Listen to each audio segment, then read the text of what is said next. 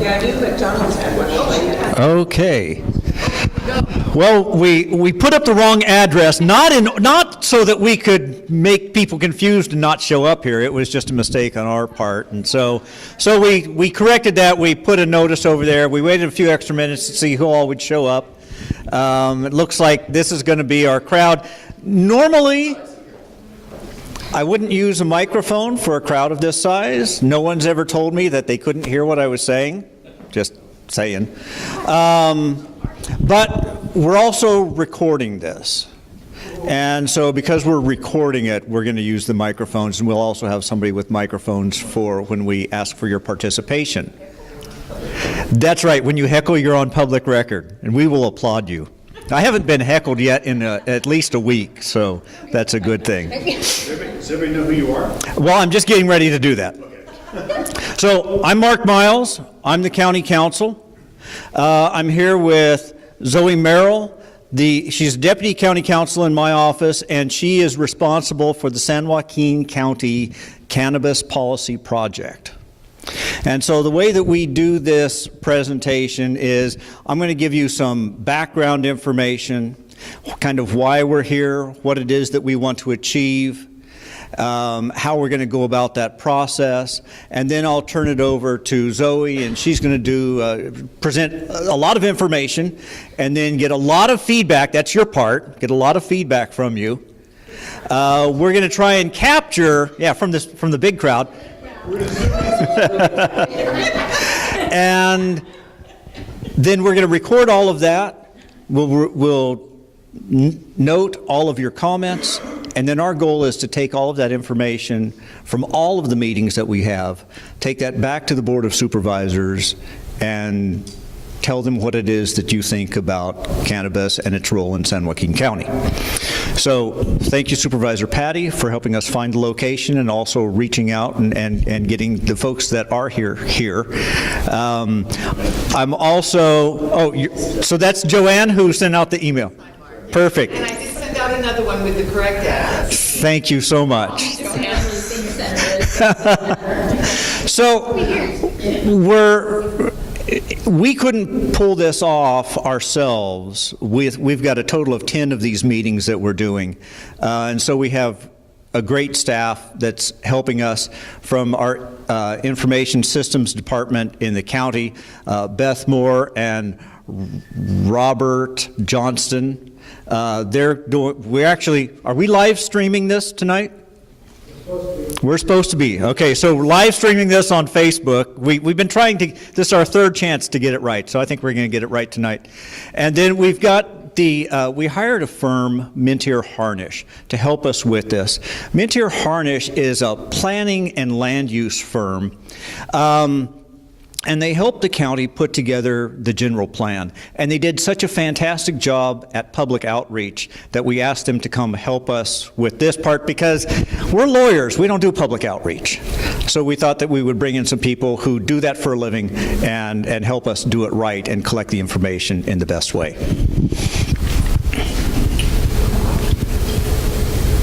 Mark, before you start, I was going to say. Sure. Do I need a microphone? Go ahead. Okay. As you all know, I'm your county supervisor here, and one of them, Bob Elliott, myself, and I appreciate everybody that is here, that you're able to come out and chat and talk about this. It's a very important issue. It's on our doorstep. We don't appreciate Mark Miles, because he's talked to us, all the supervisors, and he came up with the plan. Is like, we want to construct something that's going to be very carefully and very strategically put together based on knowledge and things that we can know that best practices, and adopting what's going to work best for our community, but getting community feedback. Obviously there's concerns. I have concerns as a supervisor. I am not a drug person in any capacity.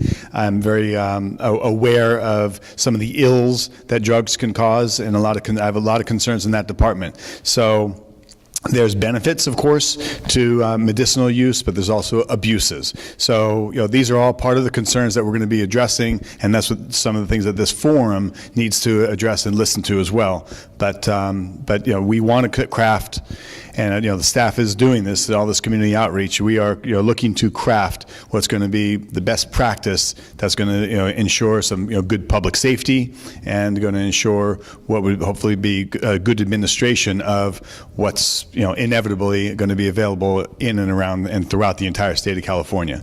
So I thank you for coming. Spread the word, share. That we have a website where you can log on, you can give comments, and I think Mr. Miles can give that website address out in a little bit. But we want to engage the community, and we want feedback so that we know what your concerns are, so we can rest them, put them to rest as well, while we craft the best practices of what policy we're going to create, okay? So thank you all for being here. I know it's a small crowd, but it's a mighty crowd, it's a powerful crowd, and we're here to listen and learn. So thank you all. Thank you. So the first thing we're going to do is we're going to give you a brief overview of the state law and sort of why it is that we're here. Give you an overview of what the county's current law is, and tell you about how we're looking at this for commercial cannabis business, and we're going to talk about the different types, and then we've broken it down, and this is kind of how we look at it. There's commercial cultivation, and that's a big growing area. Okay, and then we've got the retail dispensaries. And there are, each of these areas have their own unique problems, and that's why we break them out this way. So there's the cultivation, there's retail dispensaries, there's manufacturing, testing, distribution, and transportation, and then finally, personal cannabis cultivation. Yes, ma'am. Personal photos. Can you take personal photos? This information is actually on our website, so you're welcome to take personal photos, but it's going to be available on the website, and you can access it from there also. The website is sjccannabis.org, and there's a survey on there that you can fill out and provide feedback on if you don't get the time because the crowd is so large and you can't get your comments in here. You can provide your comments online if you want to. Before we go any further, I'm going to turn it over to Jim. This is kind of an unruly crowd, I saw that. So Jim's going to lay out the workshop etiquette for us. And is that Just the arrows. Well, hi, I'm Jim Harnish, and as Mark mentioned, we're planners, but we do a lot of public outreach, so Mark and Zoe have asked us to help with the logistics of this. So with me tonight is Rosa Haroon, who's going to be taking notes, and then Amy Yang and I will have microphones, and we'll float around during the question and answer periods. With larger crowds, we are a little more formal, but I don't think people are going to be getting out of hand here. We would typically hold on to the microphone so somebody doesn't take it away from us, but I don't think we'll do that tonight. We'll be informal. But for the Q&A, feel free to just raise your hand, and Zoe or Mark will call on you, and you're more than welcome to either ask questions or make comments. And there'll be several places along the way that you can do that tonight. As Mark mentioned, tonight's being recorded on Facebook Live. We'll be taking a few photos here and there. If you don't want your photo taken, just let us know. But we're at the end of this process. We're going to prepare a report for the Board of Supervisors, and on behalf of Mark and Zoe, and tell them what we found out. So we're recording all of these comments, be organized in a report form, and that will be posted on the website as well. So all of our reports, we like to have them be pretty and show how many people were at the event, so we'll have photos and these illustrations and everything. If you haven't seen it already, there's some good information in the back on the boards as well. So any questions about the process? I see a couple of familiar faces here, so okay, with that. Okay. Thanks, Jim. All right, here's a schedule of our public workshops. We are on workshop number 3, April 24th. Tomorrow we're in Ripon. Next Monday we're at UOP. We might get a big turnout there, I don't know. Next Tuesday we are in Lodi, and then we're up on May 9th at the Elks Lodge on Thornton Road. And then following that, We have 3 industry professional workshops, because part of the gathering of information is not just gathering the information from the public at large, but it's gathering the information from those who are in the industry or think they want to be in the industry, because part of what we've got to report back to the board is, if you say no, these are the ramifications. Or if you say yes, but tax it at 30%, these are the ramifications as reported by the industry. So we're trying to gather as much information as we can to take back to the board.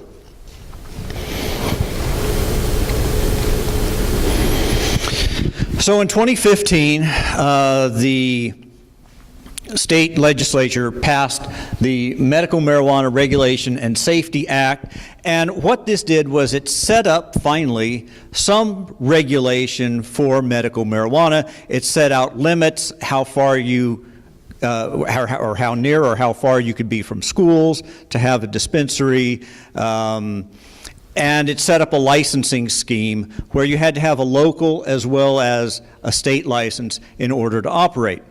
And then last year, Prop 64 was passed, and what Prop 64, the Adult Use Act, provided that if you're 21 years or over, you can use marijuana or cannabis recreationally. What we're talking about tonight is within the structure of the Medical Marijuana Act and the Adult Use Act, how is the county going to regulate it in the unincorporated county? So both of them set up this licensing scheme for commercial cannabis that requires both a local license as well as a state license. You can't get your state license unless you have a local license. Local agency, county, cities are not required to issue licenses. And so that's kind of where we're at right now. We're starting at a blank slate saying, where should we go with this? What advice should we give to the Board of Supervisors from the public? It's important to recognize that the county can't regulate what occurs in the cities. So whatever they decide to do here in Manteca, they will do here in Manteca. Whatever they decide to do in Ripon, they'll do in Ripon. Lodi, Stockton. Stockton has already decided to license some facilities, both for cultivation and dispensaries or retail. Other cities aren't that far along yet. But for the county, we're only looking at the unincorporated county.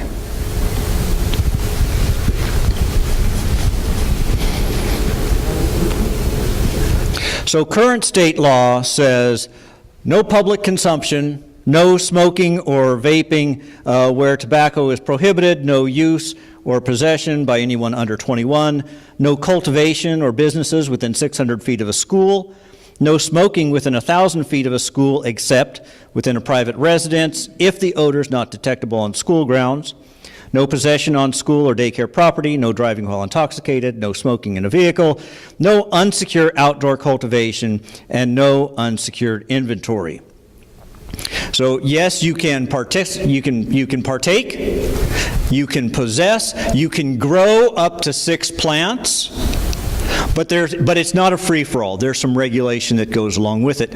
And along with that process, the state is in the process now of developing the regulations that are going to govern and put the finer details on commercial cannabis activity. Going all the way back to 2008, the county adopted a prohibition against dispensaries in the unincorporated county. And I sat with the board when that decision was made. And the discussion at the time was not, we're taking a position against cannabis, but the discussion was, let's let the cities make their decisions for themselves, and we'll just opt out, because we don't want to say, yes, you can have it here in the county, and then if Lodi says no, somebody moves right up on the city limits and opens up a business there, and then imposes the externalities of that business on the city. So the board said, we're not taking a position one way or the other. We're taking a position for good governance. Let the cities decide what they're going to do. And then 3 years ago, the board adopted a prohibition against outdoor or against all cultivation for medical marijuana. So that sort of lays the groundwork for where the state is and where the county is. The county has an existing prohibition against dispensaries, has an existing prohibition against cultivation in the unincorporated county. Fast forward then to February 28th of this year.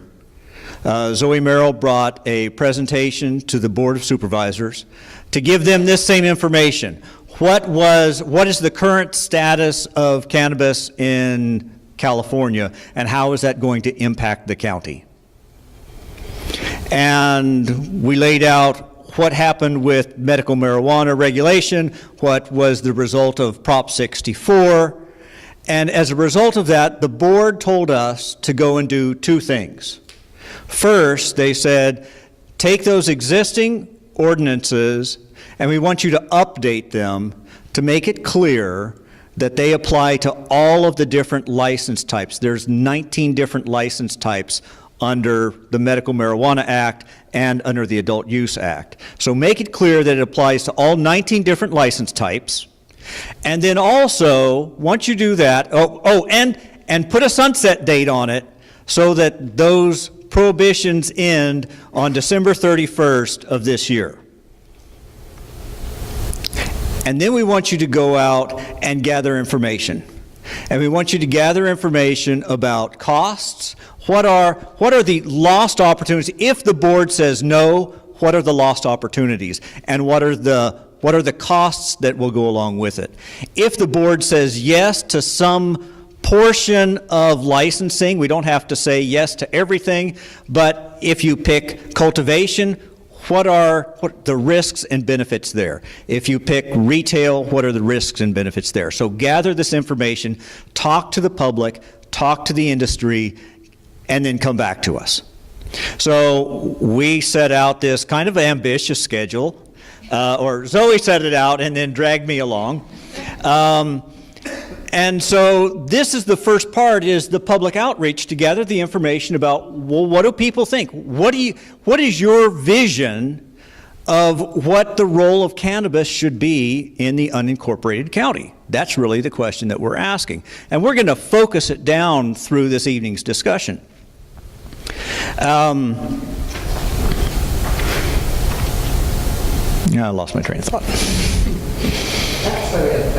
That's exactly it. And so we're going to gather this information, and my goal is that we complete gathering the information by the 4th of July, because I think that's an easy date to remember, and by August 8th, then we're going to bring a presentation back to the Board of Supervisors. And we're going to bring back all the information that we've gathered from the public and from the industry experts and present that to the board and ask the board to give us direction on where they want us to go from there. We will then take that direction and we will do whatever it is that the board directs us to do.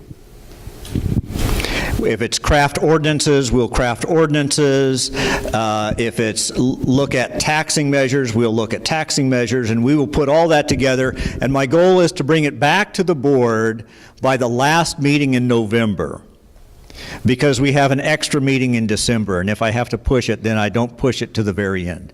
So last meeting in so August, we're going to bring back a report. We're going to follow then whatever the board tells us to do, and the final action by the board, my goal is to have the board take that action at the end of November. So that's sort of the timeline that we're looking at. Any questions so far? Okay, yes? What is the unincorporated part of Manteca? What's the unincorporated part of Manteca? Show you. We have a number of maps, and they will detail that when we get to that first slide. I'll have it if you want to scroll through, or we can address it once we get it. The maps as they come up will show you what the unincorporated, will show you what Supervisorial District 3 covers, and it'll also show you the city boundaries. So there's not, though, an unincorporated part of Manteca. You have unincorporated county that then butts up against the city limits of Manteca. What about Josephburg? Josephburg, right, Carol, right in the middle. Let's wait for them. So there, okay, go. You get that on the mic. Oh, I just said, what about Joseph Road that's right in the middle of Manteca, but it is actually county? So we've got a pocket. We have a pocket. Okay, Yes. so we also have some pockets scattered through Stockton, but again, if that is unincorporated county within the city limits, then the Board of Supervisors' determination will affect only what happens in that unincorporated pocket. It won't affect the larger Manteca area. I'm the boss. Have a cookie. I'm just going to make you all wear those business microphones to get you on tape. So the 4 questions that we're really asking is, what type of cannabis businesses should be allowed to operate in San Joaquin County? And we're going to show you what those types are, and Zoe's going to talk to you about those. What's the best location for each type of cannabis business? How and when should the cannabis businesses be allowed to operate? And then, should the county impose reasonable regulations on the personal cultivation of cannabis? So I said before that one of the things that you can do under the Adult Use Act is you can grow up to 6 plants. But the county can add some regulations on there to the extent that it affects health and safety. And what we look at is, are these reasonable regulations? The statute allows us to reasonably regulate. Reasonable regulations affects public health, safety, and general welfare, and it's things like allowing when a business can operate. When we're talking about growing your 6 plants, we're talking about, should you be able to grow it outdoors, or should you be able to grow it indoors only? And what we look at in that context, what we talk about, because it's really a land use question. And in land use, the disputes are on the margins or on the borders. So it's not how you use your property in the middle of your property or really within your home, it's how your use ends up affecting your neighbor. So if you're growing cannabis outside, and I know some people think that that's a lovely smell, lots of other people don't. Come September, October, when it buds out, we get lots of complaints from people who say, oh, there's this terrible, my neighbor's growing this plant and it's bothering me. So the questions that the board's going to have to answer is, should we regulate personal cannabis? And if so, how do we do that?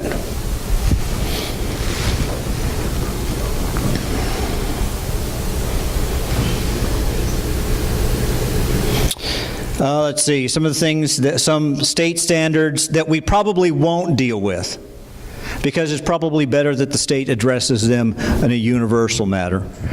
Distance from schools and daycares, health and safety testing, environmental protection, worker protection, and security.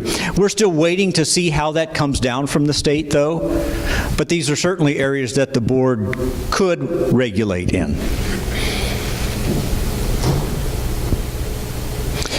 Some actions that the board could take, they could ban it in all zones, which is what we have now. And when we talk about zones, we're talking about the agricultural zone, residential zones, commercial zones, industrial zones. They could allow or restrict it in certain overlay districts or parts of zones. They could allow or restrict business in specific zones or require a conditional use permit in order to allow any of it to go forward.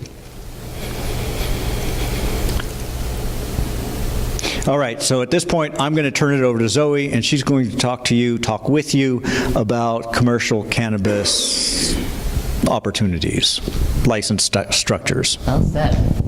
All right, good evening. Like you said, I'm Zoe Merrill, and we do not have a clicker tonight, so we're hanging pretty close to the laptop, but this is an interactive portion, so this small but mighty crowd, which I, of course, can relate to, hopefully we can really get some information. What's nice about the smaller crowds, I feel it's going to let us have a lot more back and forth. So in the bigger groups, we sort of take that answer, we're not able to tell a lot about it as much, but hopefully tonight we can really get some back and forth, because that's the point of the cannabis policy project, is to get as specific as possible in what you see as appropriate for your community. This is your community, District 3, whether you're living in District 3 industry right now. That's what we're talking about tonight, so that's what we are exploring. So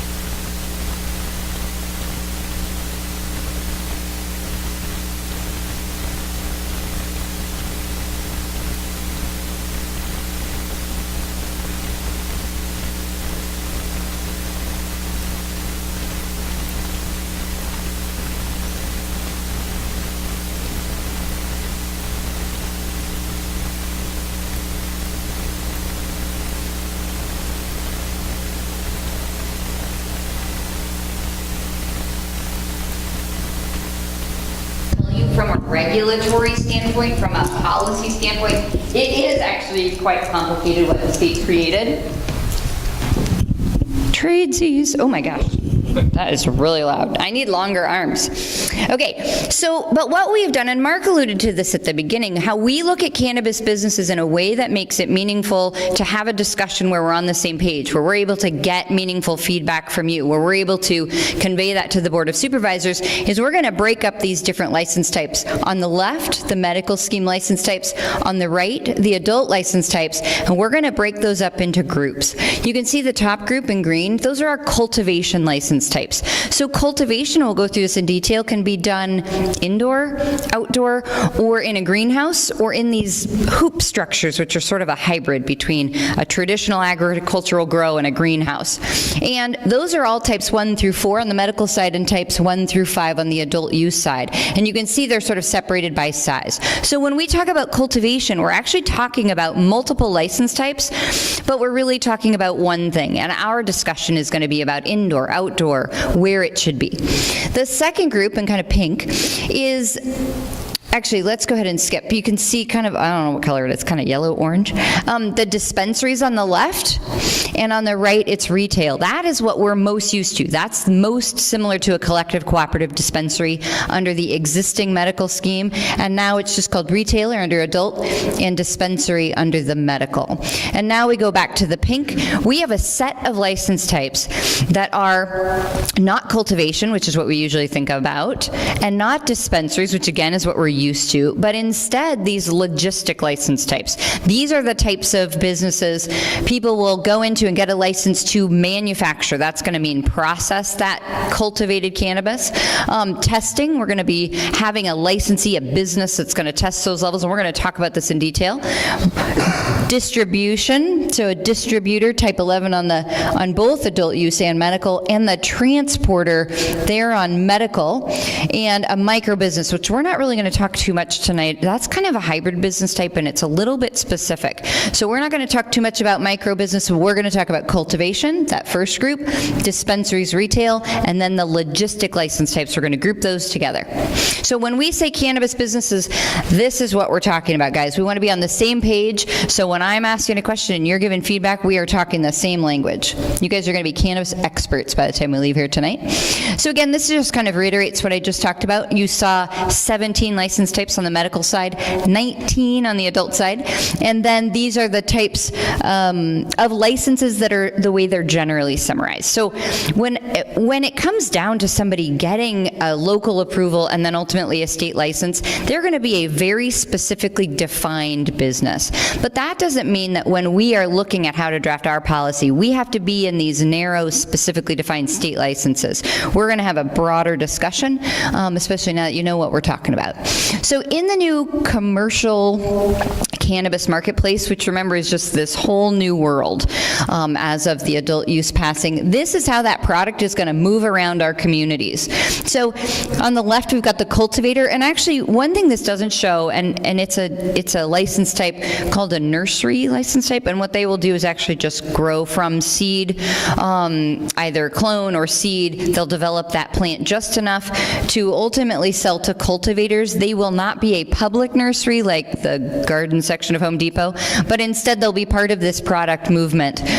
They will give to distributors or alternatively to manufacturers. You can see how it's got to be then tested. It'll be ultimately end up at the dispensary or retail market, and each of those transitions of the product has to be done by a licensed transporter. So you can see as the product moves around either our community or another community, there's a lot of businesses involved and a lot of businesses required to get that product ultimately to the user who's either a medical patient or a recreational user over 21. All right, now this is our first topic, commercial cannabis. So this is where we're going to start to really get some input from you guys. Cultivation of cannabis is incredibly complicated and has a lot of issues that can be raised in a community. And so we could spend all night on cultivation, but we're not going to. What we're going to do is we're going to go through the different types. We're going to look and see where it might be appropriate in our community in District 3, and then we're going to start to get some feedback on that. So under medical and adult use license types, like I said, there were multiple 1 through 5 and 1 through 4, but it really comes down to, when we're looking at what works in our community, it's going to come down to, do we think it's most appropriate indoor? So do we think the cannabis cultivator business license holders should go into a big warehouse or a big space and cultivate only inside? Alternatively, it's been identified from the state in the existing state law as an agricultural product. It is an agricultural product under state law, so should it most appropriately in our community be grown the same place where corn is grown, in the agricultural areas? Is that right for us? And alternatively, do we see there needs to be some balance here? Maybe we don't want it outside because there's some security issues. Maybe we don't think it should be indoor because look at how much energy it takes. Or there's a lot of issues, right? So maybe what we think is this hybrid model of mixed use, meaning mixed light, a greenhouse, or alternatively hoop structures is the best way to go for our community. That's how we're going to look at cultivation. So we're not going to break it down by type 1, 2, 3, 4, 5. Instead, this is how we're going to look at it. So if we are looking at where these businesses are going to be, the state law has already said to us, cannabis businesses, you can't be within 600 feet of a school. The state has already laid out some locational criteria that says this, you don't belong in these areas, this type of business. The same way they do for liquor stores. I mean, there's a lot of these equivalent state laws. Our question is, when we look at what we want to see, we know they're not going to be by schools. So let's look and see where the schools are in District 3. So this is District 3, and you can see that in the sort of shaded areas, those are cities, parts of Manteca, parts of Stockton, and what we've shown are the school sites where cannabis businesses cannot be located, and that includes cultivation sites. I think that's an important thing to note, just because a lot of people get a fear if we're talking about allowing this at all, that maybe we're talking about having it right next to your kid's school, and we want to make sure people understand we can't override the state, and so these businesses will not be in these locations. Now here's the next one. When we talked about maybe as an agricultural product, it's most appropriate in our agricultural areas. So in District 3 in the green, these are where your ag areas are, which is pretty amazing, right? It's pretty extensive. Obviously, ag is a huge part of San Joaquin County, and that's part of why this is such an important discussion, because we have something that's been identified as an agricultural product by the state, and we really have to look within our community and say, do we want to treat it like we treat all the other ag products, or treat it differently? So in District 3, these are your ag areas. Keep in mind that on the left side, obviously, a lot of that is the Delta, and so it's not, it's not exactly like the ag there on the east side. So if you don't think it belongs in the ag zone, maybe you have heard enough about illicit grows, or you feel like somehow that may threaten existing ag, and that's such an integral part of our community.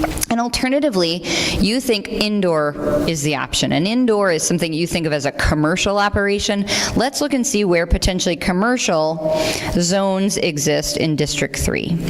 So this is where your commercial zones exist in District 3. Now down here at the bottom, those are pretty small dots, but those are commercial areas. And then you've got some up there in the north. So these are retail outlets, Targets, your strip malls. Is that where you want to see indoor cultivation? Is that where you think it belongs in your community?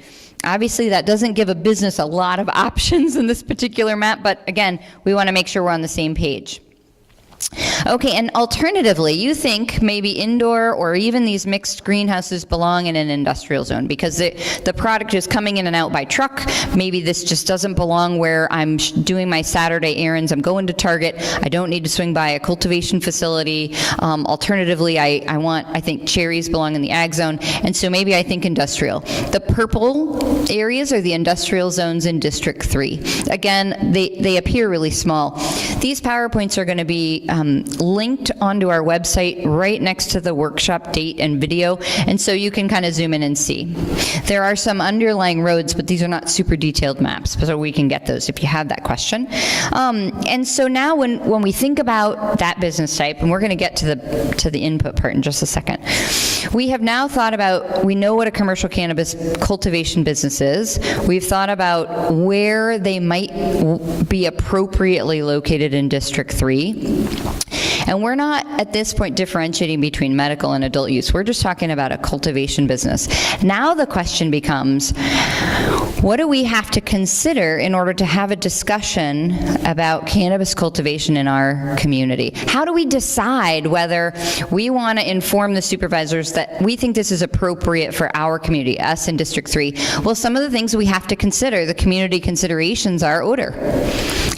Do we locate it in a place where there's an odor sensitivity? I don't know. That's a question that you want to consider. Security. Do we think outdoor has a higher security risk? Indoor has a more concentrated security issues? Where do you think we can keep people safe and still allow this opportunity if you do? Water use. Obviously, it's an ag product, and so water is always an issue in San Joaquin County. Energy use. Well, indoor takes energy, outdoor uses the sun. On the other end, how do we balance those issues? Building code and safety issues. Any business has to meet our existing building codes, but are there unique issues with cannabis cultivation? We're going to ask ourselves that question. Costs, available locations, we kind of went through those, but remember, we don't have to just look at zones. We get to look at within a zone. If we think there's a special part of a certain zone, we can consider that. County fees, those are really for us to say what's the balance, and we're going to look at that with industry professionals as well. And then enforcement of potential land use regulations. If we make a rule, can we effectively enforce that? That's a question, and what's the cost of that?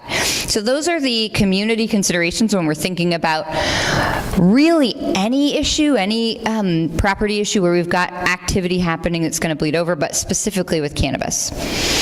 All right, so I want you to look at these one more time. These are our locational options for any cannabis business, but specifically for cultivation. And first, before we really open it up for comments, I want to see if anyone has any questions on cultivation. That was a ton of information, right? It's like, here you go, Cultivation 101. Does anybody have any questions about cultivation? Jim will bring you the mic. Hi, Zoe. Hi, Zach. I'm wondering if the county has fielded any interest from existing stakeholders like farmers who may be interested in diversifying their current interest into the cannabis industry. We have. We've had a lot of interest from existing ag stakeholders is kind of how we're using that term, because it's been not only from farmers but people associated with the ag industry. And that interest has been, we've had interest in the traditional agricultural row farming for cultivation, sort of I have a plot of land and I'm interested in utilizing part of it for just the growing, the traditional cultivation.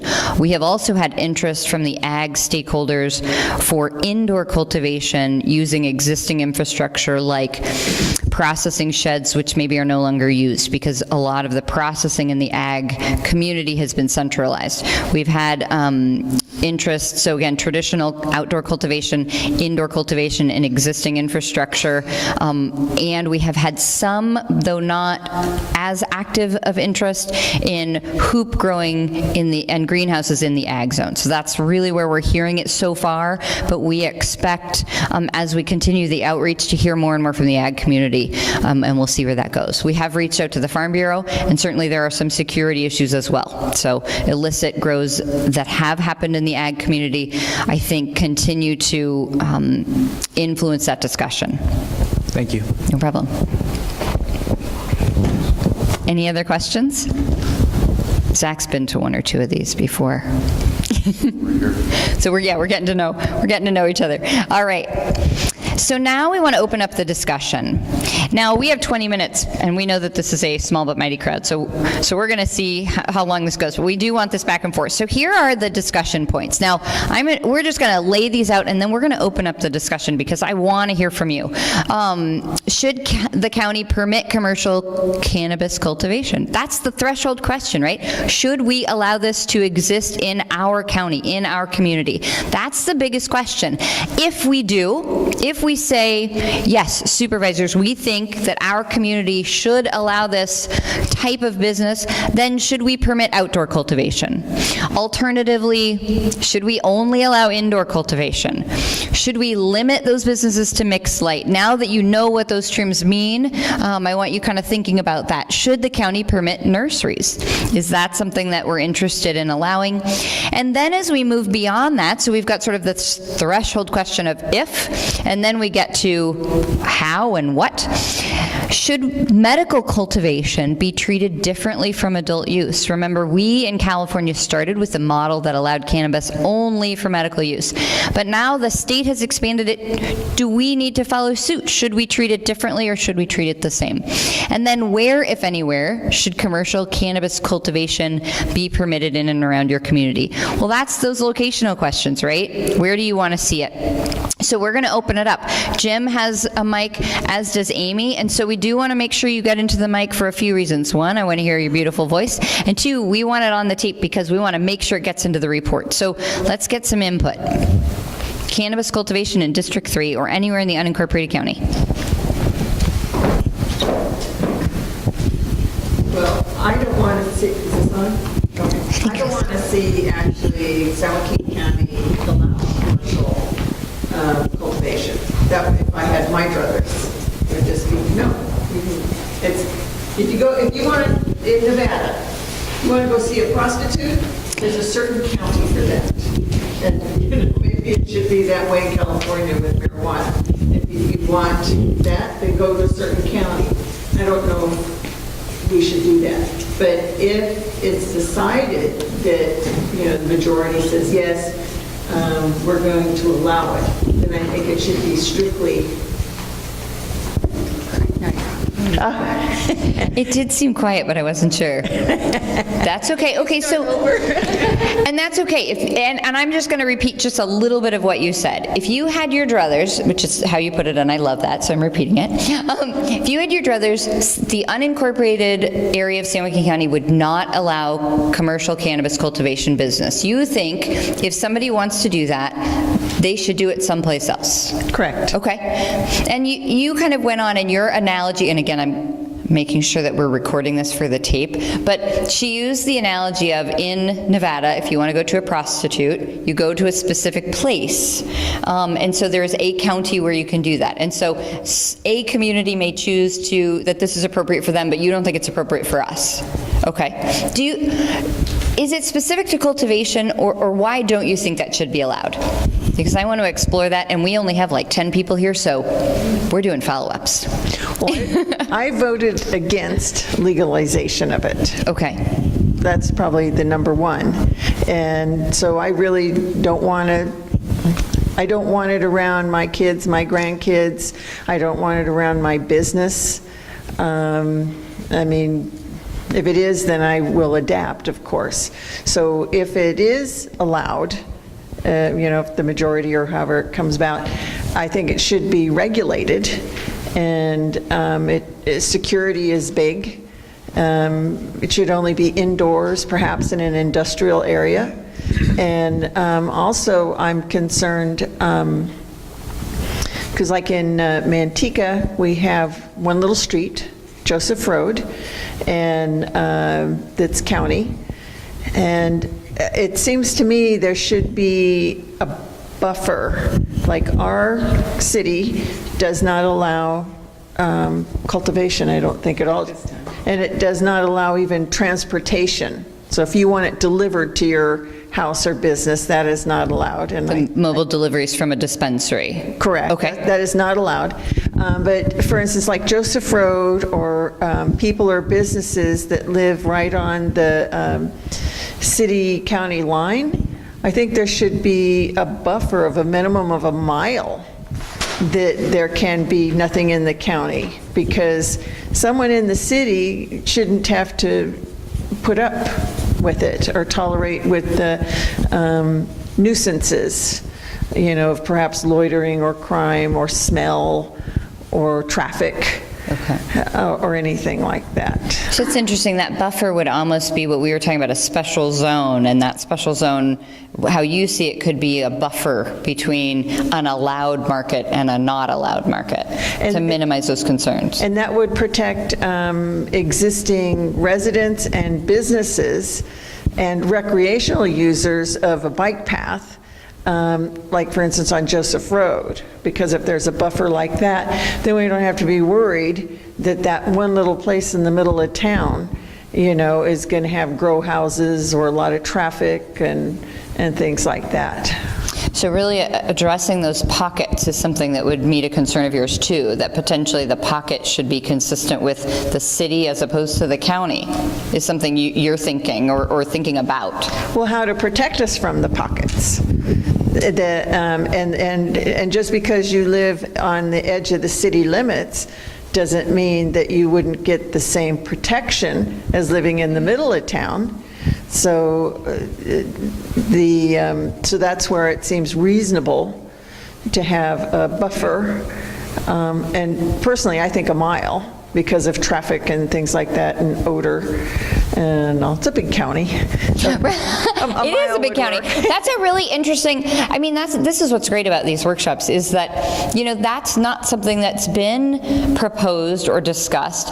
And ultimately, we have to answer the question of whether we can do that, but that's a really creative look at how does the city interact with the county? How are people affected directly by a decision in one jurisdiction or the other? That's a really interesting look. So not only have you identified the pocket issue, but those border issues, which are exactly at issue. So it's really interesting. And it sounds like one of the big issues you're using words like security and... You're turned off.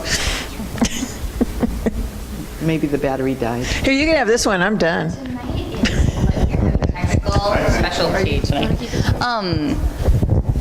So I'm hearing a lot of words like protection and security, protect people from this and security. So I would love to hear some comments, and we're going to get back to, bringing it back to the threshold question of should we and if we, but I want to follow up a little bit on some of her security. What are some of the concerns that people need to be protected from? Does anyone have some comments on that? Go ahead. Or whatever your comment was. Okay, well, I was going to say that I also don't think that we should have the cultivation. And I think that we really put a lot of emphasis on money, on making money with this, and I think it's going to be actually costly for the security reasons and for the crime that it's going to create. So that's my my concerns are just in the cultivation part. I think there's going to be a lot of crime because I don't think people respect other people's property. There's so much crime right now, and this is going to be something that people will want, even though it's going to be legal to sell. People will be selling it not in the legal way because they won't want it to pay the taxes. So the black market will continue to exist. The black market will continue to exist, and if they can just go and steal it, why not? That's the best way to get for criminals to get it. Okay, so you especially were focused on cultivation, so you really see that it is an attractive, high-dollar product, and so it's likely that somebody would come in, take that, and the crime that results from that is a security issue. Yes, and I think it's going to be very costly for the county, for the cities if they allow it. In law enforcement costs. In law enforcement costs. Okay. Yes. Yes. Now we had an interesting comment at the last workshop, and I bring it up because it was interesting to me. Jewelry stores have a high dollar, sort of high value product, and people want it, and people want to go and steal it, and they want to sell it. And the cost of protecting that business puts a lot of money into that. Is that something you see as being a cost we would bear or a cost that the business would bear? And is that worth it at all, and does that allay security concerns at all? Well, yeah, I think that the business does bear the cost, but the police have to go to that business. When they report a crime. Yeah, it's still, yeah, they might have all the security bells and whistles and everything, but it's still going to be costly for the government to. We still have to respond. Yes, And we you're still right, have you're to totally right, we have to yes. respond, okay. And so, in other places where this has been legalized, the crime and the cost has escalated. You know, for instance, in Colorado, there's a lot of complaints about the cost of addressing the crime, and the crime has risen like 40% or something. Okay, so you're reading that in Colorado that the black market continues to exist, It does. that crime comes up because there's this attractive. Are you thinking that in both indoor and outdoor, or do you think maybe those have different security issues and different security concerns? Well, obviously, if it's grown outside and everybody can see it, anybody can run in there, and I mean, they're going to have lots of issues with crime. I mean, it's going to be it's an easier target if it's outside and you can see it growing. Right, okay, and so maybe less security concerns inside, but that doesn't alleviate those concerns for you? Oh, yeah. Okay. I mean, I think that a lot of businesses, you know, like in Stockton, I know people that have businesses in Stockton, and they are constantly being broken into. And there's a big homeless or transient problem where they just break into, you know, and this way they could break in, smoke a joint, and then lay down and take a nap. I think they'd be easier to catch, but that's not actually based on anything scientific. and I don't believe in Colorado they have lured anyone with pizza. It's something I have thought about, but I'm not sure that would actually be effective. Any other thoughts on the threshold question of whether we should allow it, and then those more specific security concerns on indoor, outdoor? Yeah.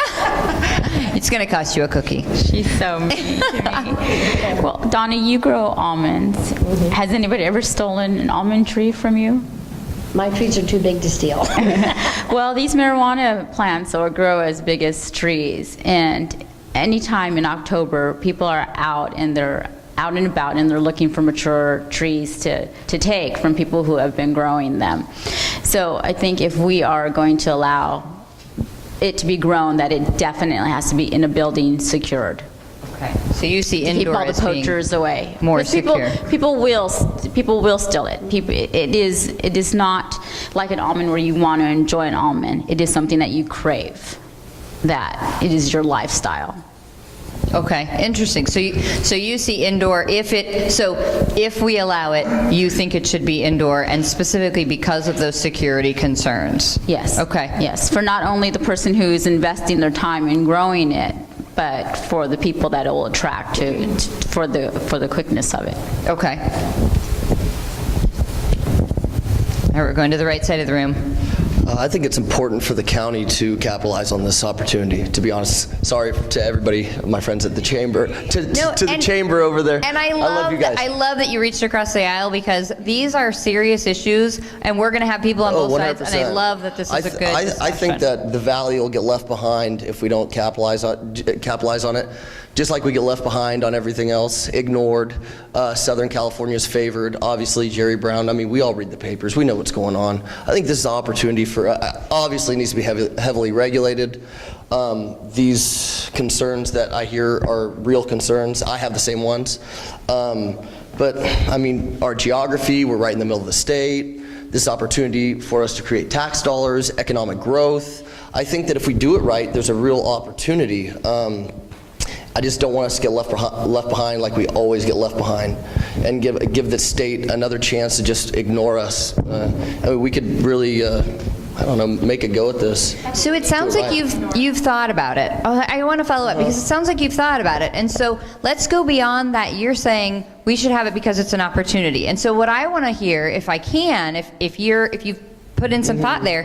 Is that revenue that you're talking about, are we able to do that without having security issues? What are some of your thoughts on how we could allow cultivation and sort of maximize the opportunity, but allay security concerns or meet those health and safety needs that we're responsible for? As far as cultivation, I think it should be indoors, or if you're going to have it outdoors, be select areas in the county, unincorporated, county, that, if it even can be outdoors, it needs to be thought about to where it would fit. So like a conditional use permit where we look specifically at that something property. like conditional use permit. Not maybe a zone, but a specific, somebody has to come and apply and say, this is where That's I want right. to do Hey, it. this area that I'm pitching to you guys is okay because of these reasons. Maybe be a case-by-case basis. But I think that usually, because of security concerns, should probably be inside. It should probably, mitigate a lot of the factors we were talking about earlier in your presentation. Where do you see indoor being located? Again, I love when people have, Light clearly this industrial crowd has thought about this. So where do you think? Yeah, light industrial to industrial areas. Okay, for and that's sure. because those are specifically away from residential, away from Exactly. schools? They're concrete tilt-ups. They're more secure. They are going to regulate smell better, things like that. So when we go back to these community considerations, the industrial zone for you meets a lot of those. If we're going to allow it, you Yeah. think that the industrial zone allows cultivation to exist and meets some safety concerns and some other concerns. Or conditional use for somewhere that, meets the security concerns. Okay. Any other thoughts and comments on cultivation? It's a huge topic. Go ahead, Zach, since you already have a mic. I agree with Dimitri in that this is an opportunity that we would be remiss not to take advantage of, but I also want to reach across the aisle and address some of the concerns that were expressed just now, and mainly that there is this misconception that somehow proactive regulation of commercial cannabis operators is going to drive criminal activity or drive consumption.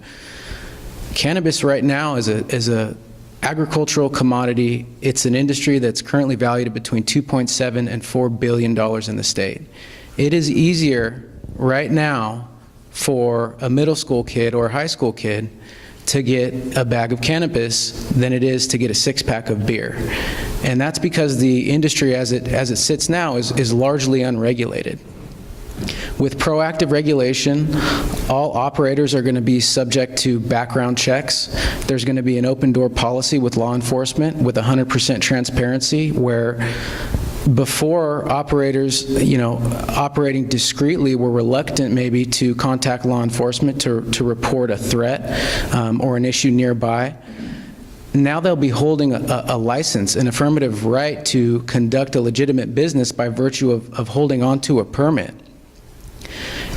On top of that, based on the security standards that these businesses are required to implement, which include fencing around outdoor grows, it includes surveillance cameras, comprehensive surveillance coverage, access for law enforcement to that security infrastructure, and again, an open door policy for law enforcement where they can come in and tour your facility to make sure that you're maintaining regulatory compliance. The studies that I'm seeing are actually showing that security is actually bolstered in areas where these businesses operate because of the security standards that they're required to implement. And by allowing legitimate businesses and licensees who are going to be on the map with this open door policy for law enforcement, you're going to marginalize the black market operators who exist in the darkness, who have no incentive whatsoever to comply with any type of regulation.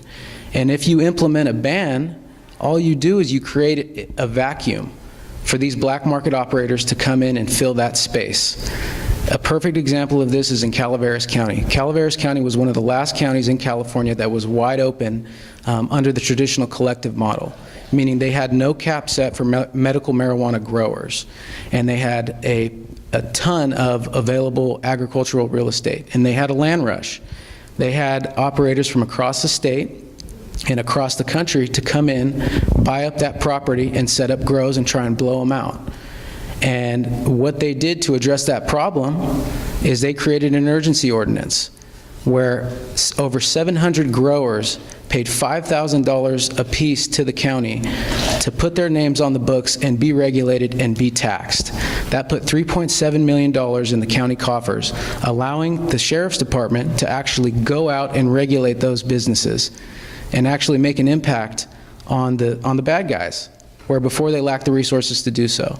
But if we allow businesses in our community, there's a really good argument, right, that says, wait a minute, we're allowing them in. Isn't there more cannabis in our communities? Are we legitimizing it, and now there's more of it on our streets and there's more people using it? Is that an issue that, I mean, obviously you guys are kind of advocates, or you're certainly Zach is in the industry. So I'm curious about that, as far as if we legitimize it, do we actually have more in our communities?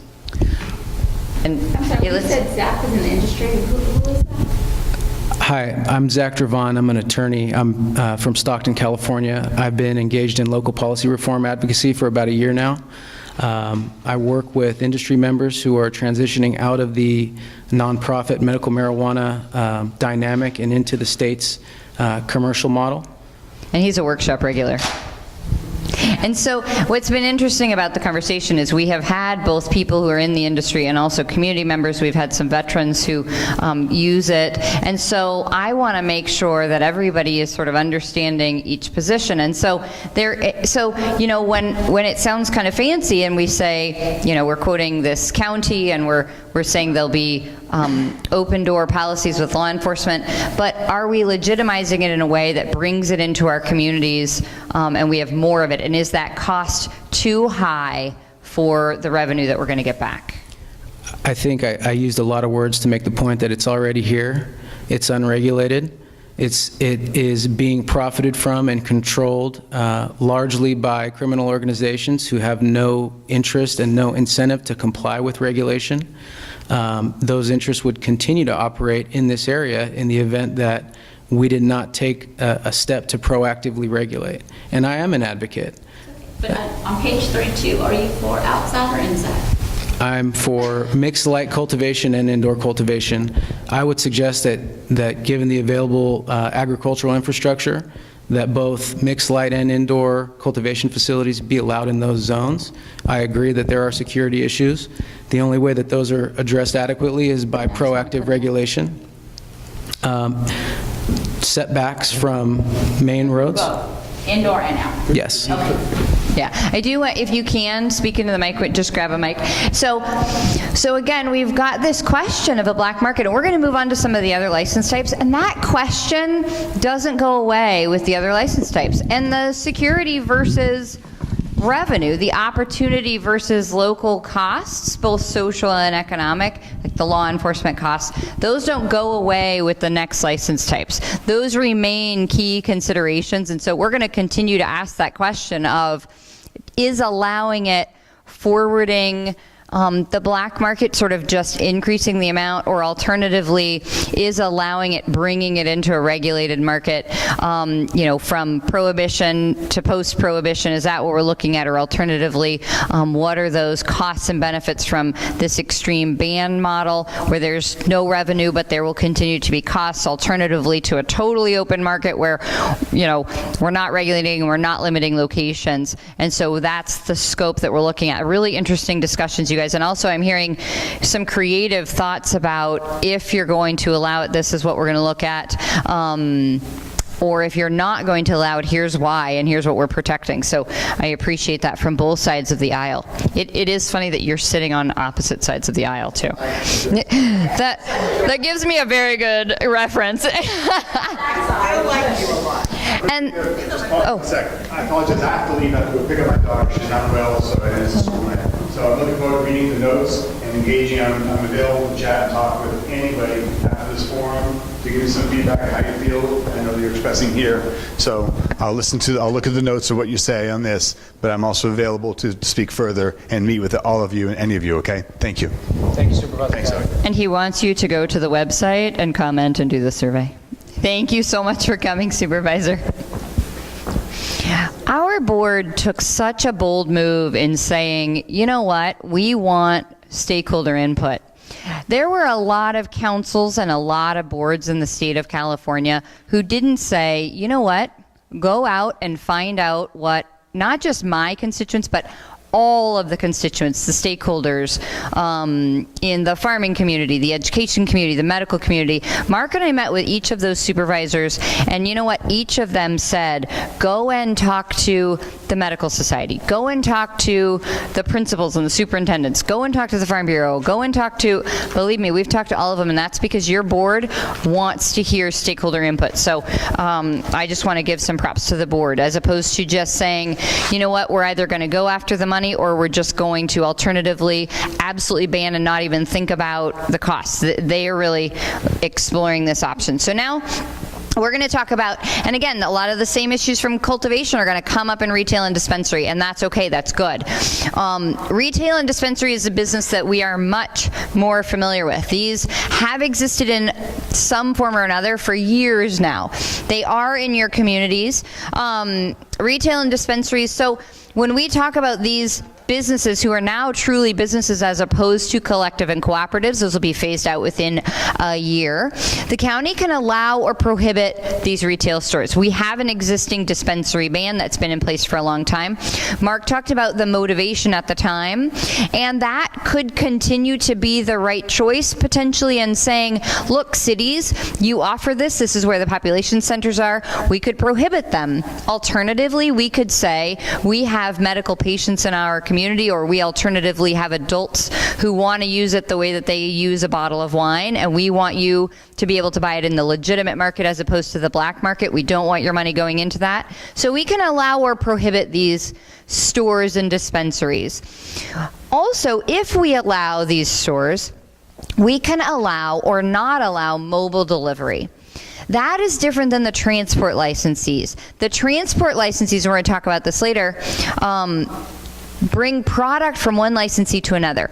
A mobile dispensary is I, as a dispensary who is permitted, am either allowed or not allowed by my local jurisdiction to send my 15-year-old, 16-year-old, to whatever driving age, out in my Yugo to deliver marijuana to a patient or alternatively to an adult. That, again, exists in most of our communities, whether we, let's just be honest, it is existing illicitly, unfortunately, and then legally in some communities in the county.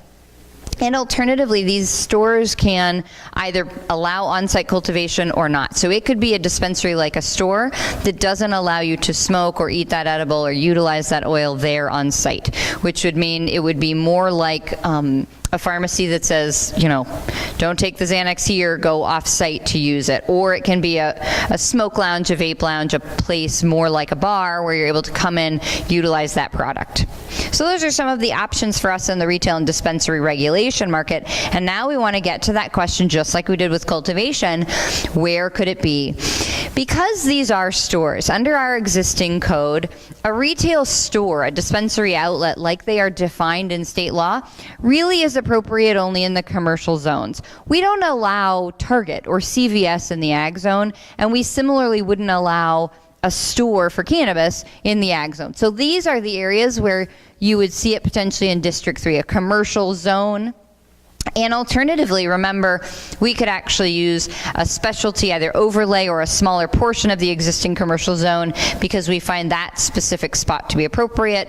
Or like I think Dimitri raised, that you can allow something under a conditional use permit where we are looking specifically at your site and saying, this is appropriate, but not you next to Babies R Us, you are not appropriate. Funny, but not appropriate. All right. So again, we have community considerations. Anytime we are asking a question about whether something is appropriate for your community, these are the things you need to think about. Odor. Stores that would allow on-site cultivation, or really that just have a lot of product, they're not going to have the same odor considerations as a cultivation site or a nursery, but there may be some odors certainly if there's on-site consumption. Security, they will have the product on site. I think there's been some comments about those who are interested in the market, maybe habituated, I think was the word, or that may be an issue. Water use. This will have minimal use compared to a cultivation, but we always want to think about these community considerations. Energy use, building code and safety issues, costs. That is a broad topic, right? Law enforcement costs have been raised. Available locations, not next to Babies R Us. buffer zones, that's a question of whether we should not allow it within certain feet from the property line. That's not totally appropriate to dispensaries, but it's a question we can ask ourselves. Fees, and then, of course, enforcement. Let's first start with questions on retail and dispensary. Does anybody have any questions about how the state defines it, how we define it, anything like that? You are ready for those comments, huh, ladies? This side of the aisle is ready. Just throwing it out there, right side. All right, so no questions on retail and dispensaries. Keep in mind that at the end of the presentation, we're going to be able to open that back up. So if you have a burning question on dispensaries, I will make sure that gets answered at the end. All right, commercial cannabis, retail, and dispensary license types. So when we talk about this, like I said, we've always got the threshold question. Should we allow it at all? Do we want to see this type of business in our community, District 3? That's the threshold question here. And then if we do, if we say, yes, we want to see this in our community, not getting a lot of that vibe, but that's okay because we're going to have this discussion. So if yes, then should we treat medical retail businesses differently from adult use? And I actually want to break down the other question too, and that's this threshold question of should we allow them at all? Do you think we should allow just medical but not adult use, or should we allow just adult use and not medical? Is that a different way of thinking about it? So let's open up the discussion about this type of cannabis business.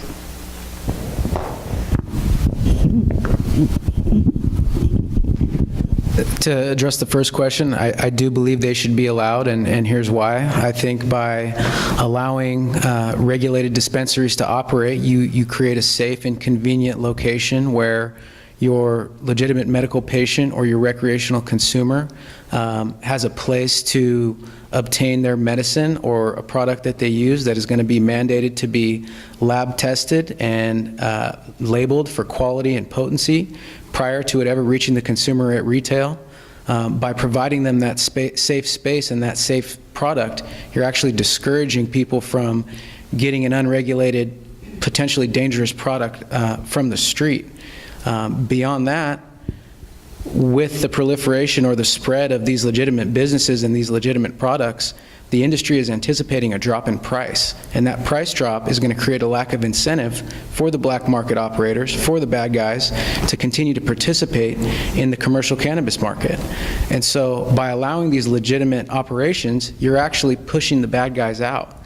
And again, when it comes down to public safety, based on the security standards that these businesses will be required to implement and the fact that they're going to be monitored very closely by law enforcement, the areas in which they're established actually become safer.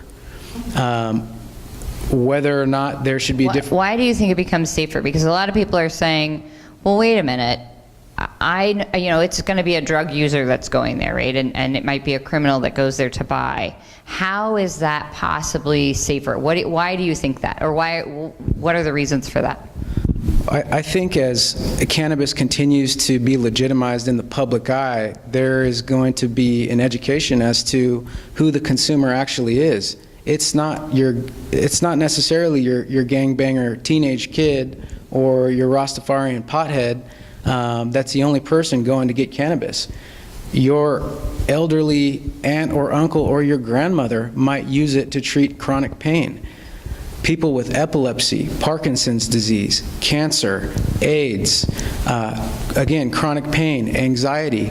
There are a number of legitimate medical uses for cannabis. And if you talk about a recreational consumer, if you stand cannabis up next to alcohol, tobacco, pharmaceutical drugs, and then on the illegal side of things, about substances that are prevalent in our communities, methamphetamine and heroin, you stand cannabis up next to those things, and I feel, and a lot of others would agree with me, that cannabis is by far the least harmful product of all of those. Okay, but the state has said cannabis is legal.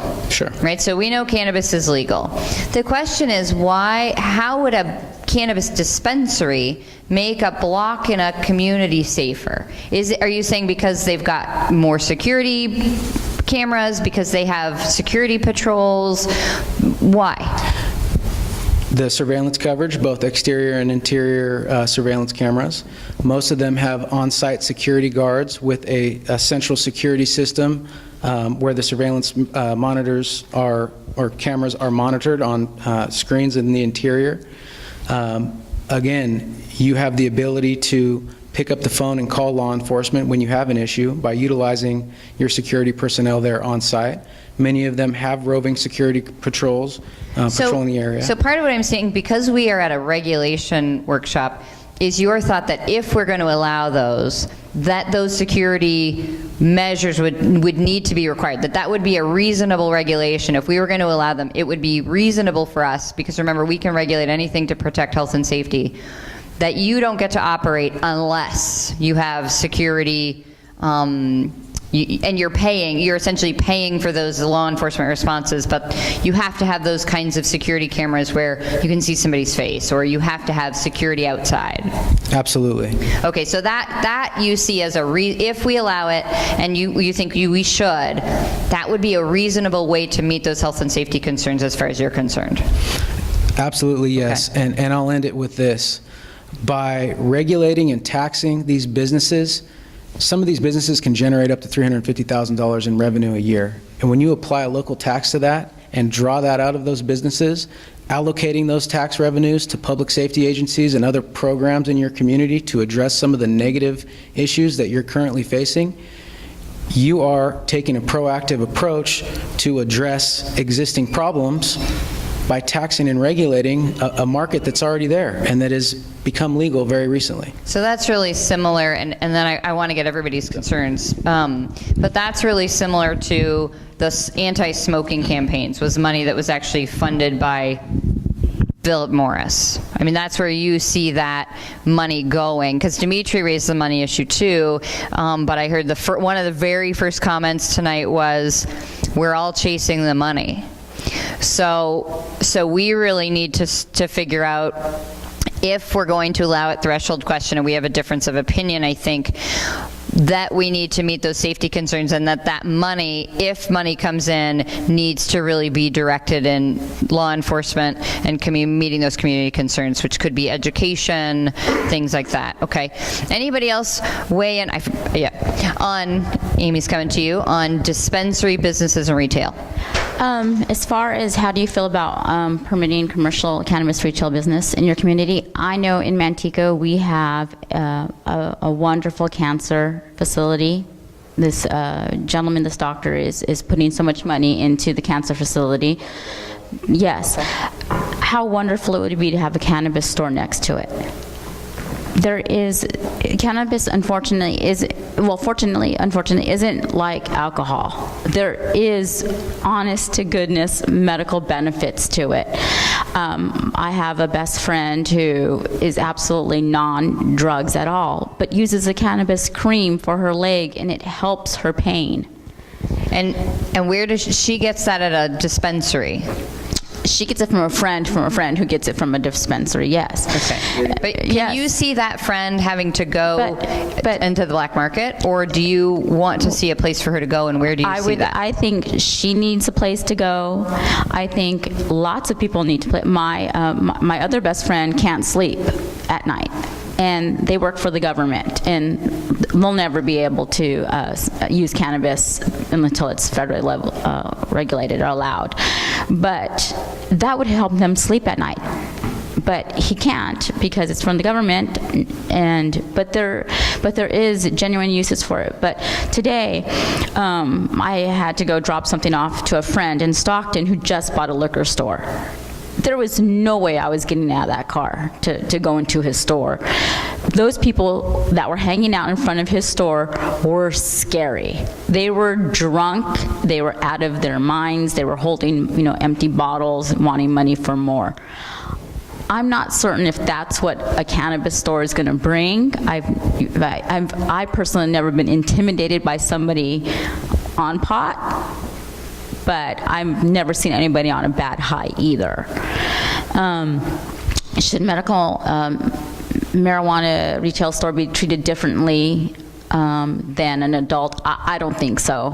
I think everybody's blurred the line on any reason you want to say is your medical reason to have cannabis, and you have it. So I think that they should be merged and be treated the same and have the same regulations. Interesting point, and that I hear that sentiment a lot about that the existing medical is.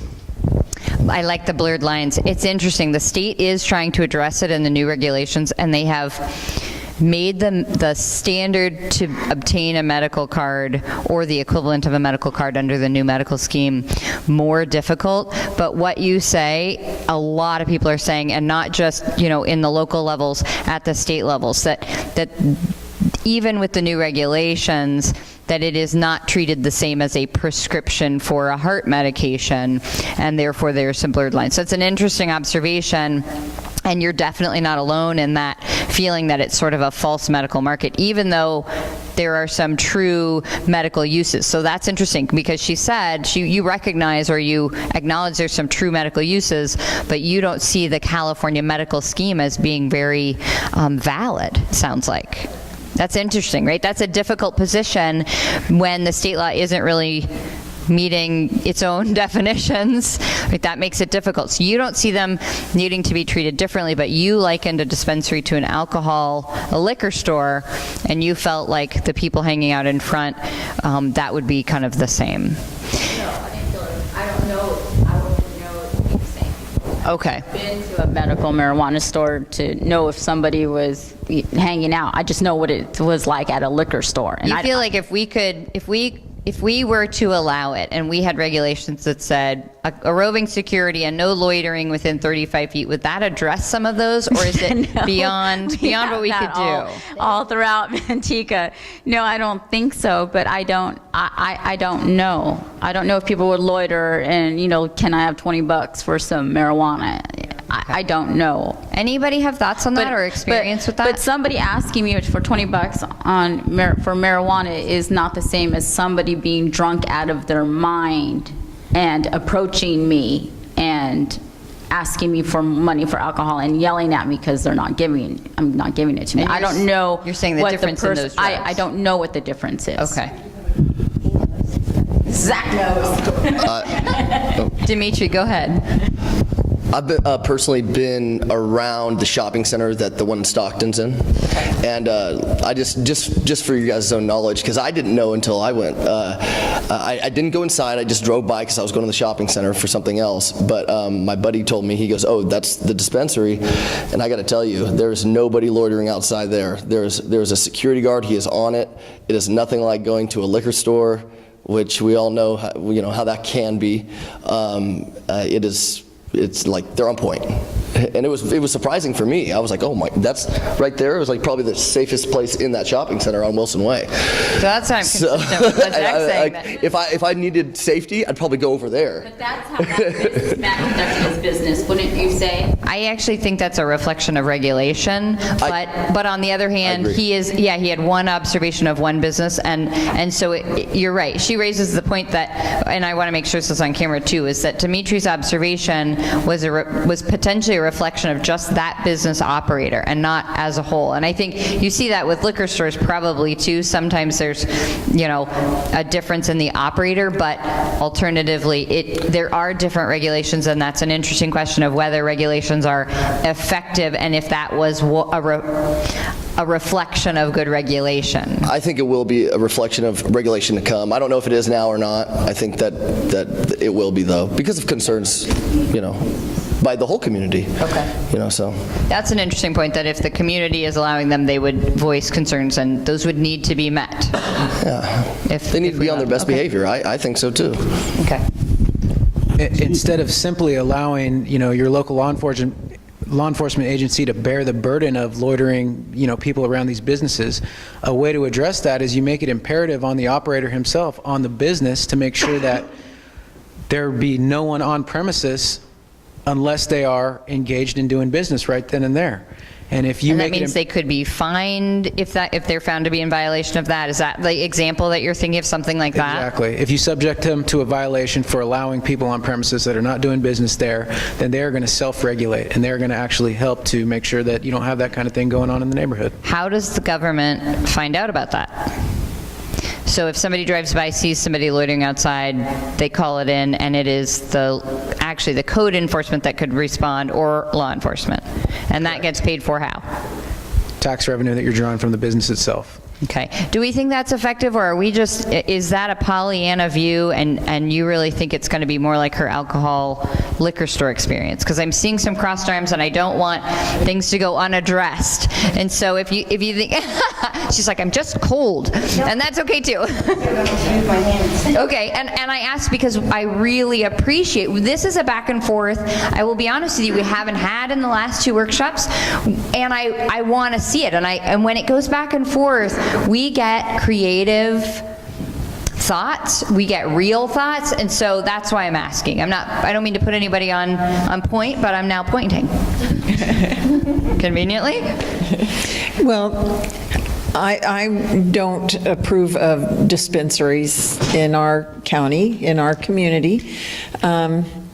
I think just the presence of the dispensaries makes it seem like something legitimate to do. So, for instance, if a kid sees their parents having a beer, and they think, when I grow up, I'm going to have a beer, and it's at the store.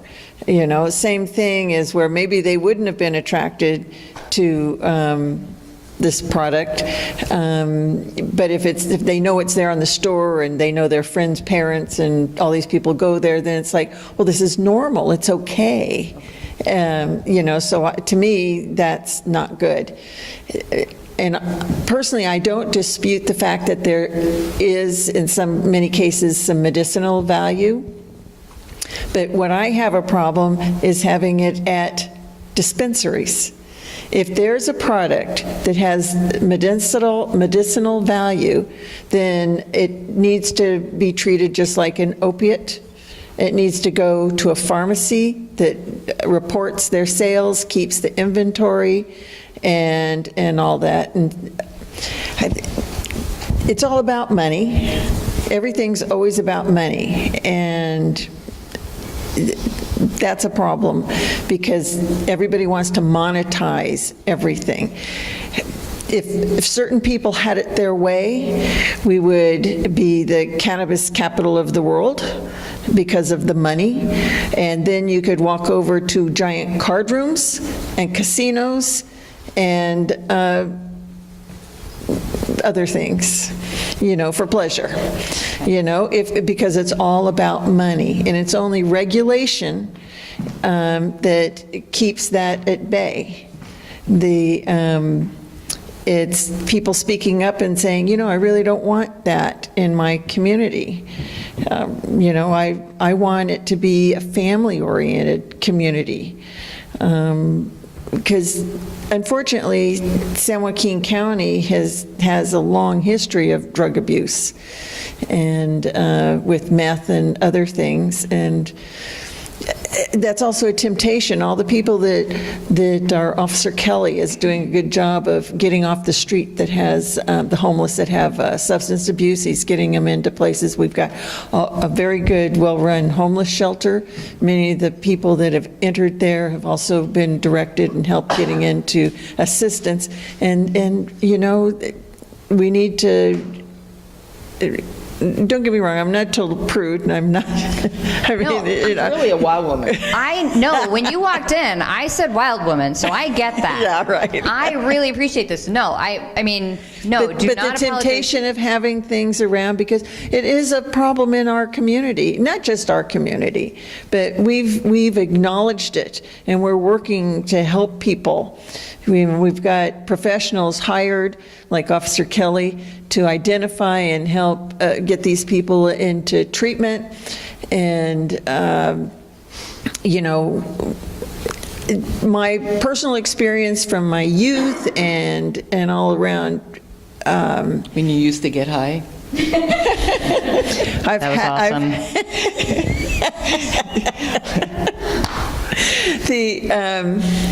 There's,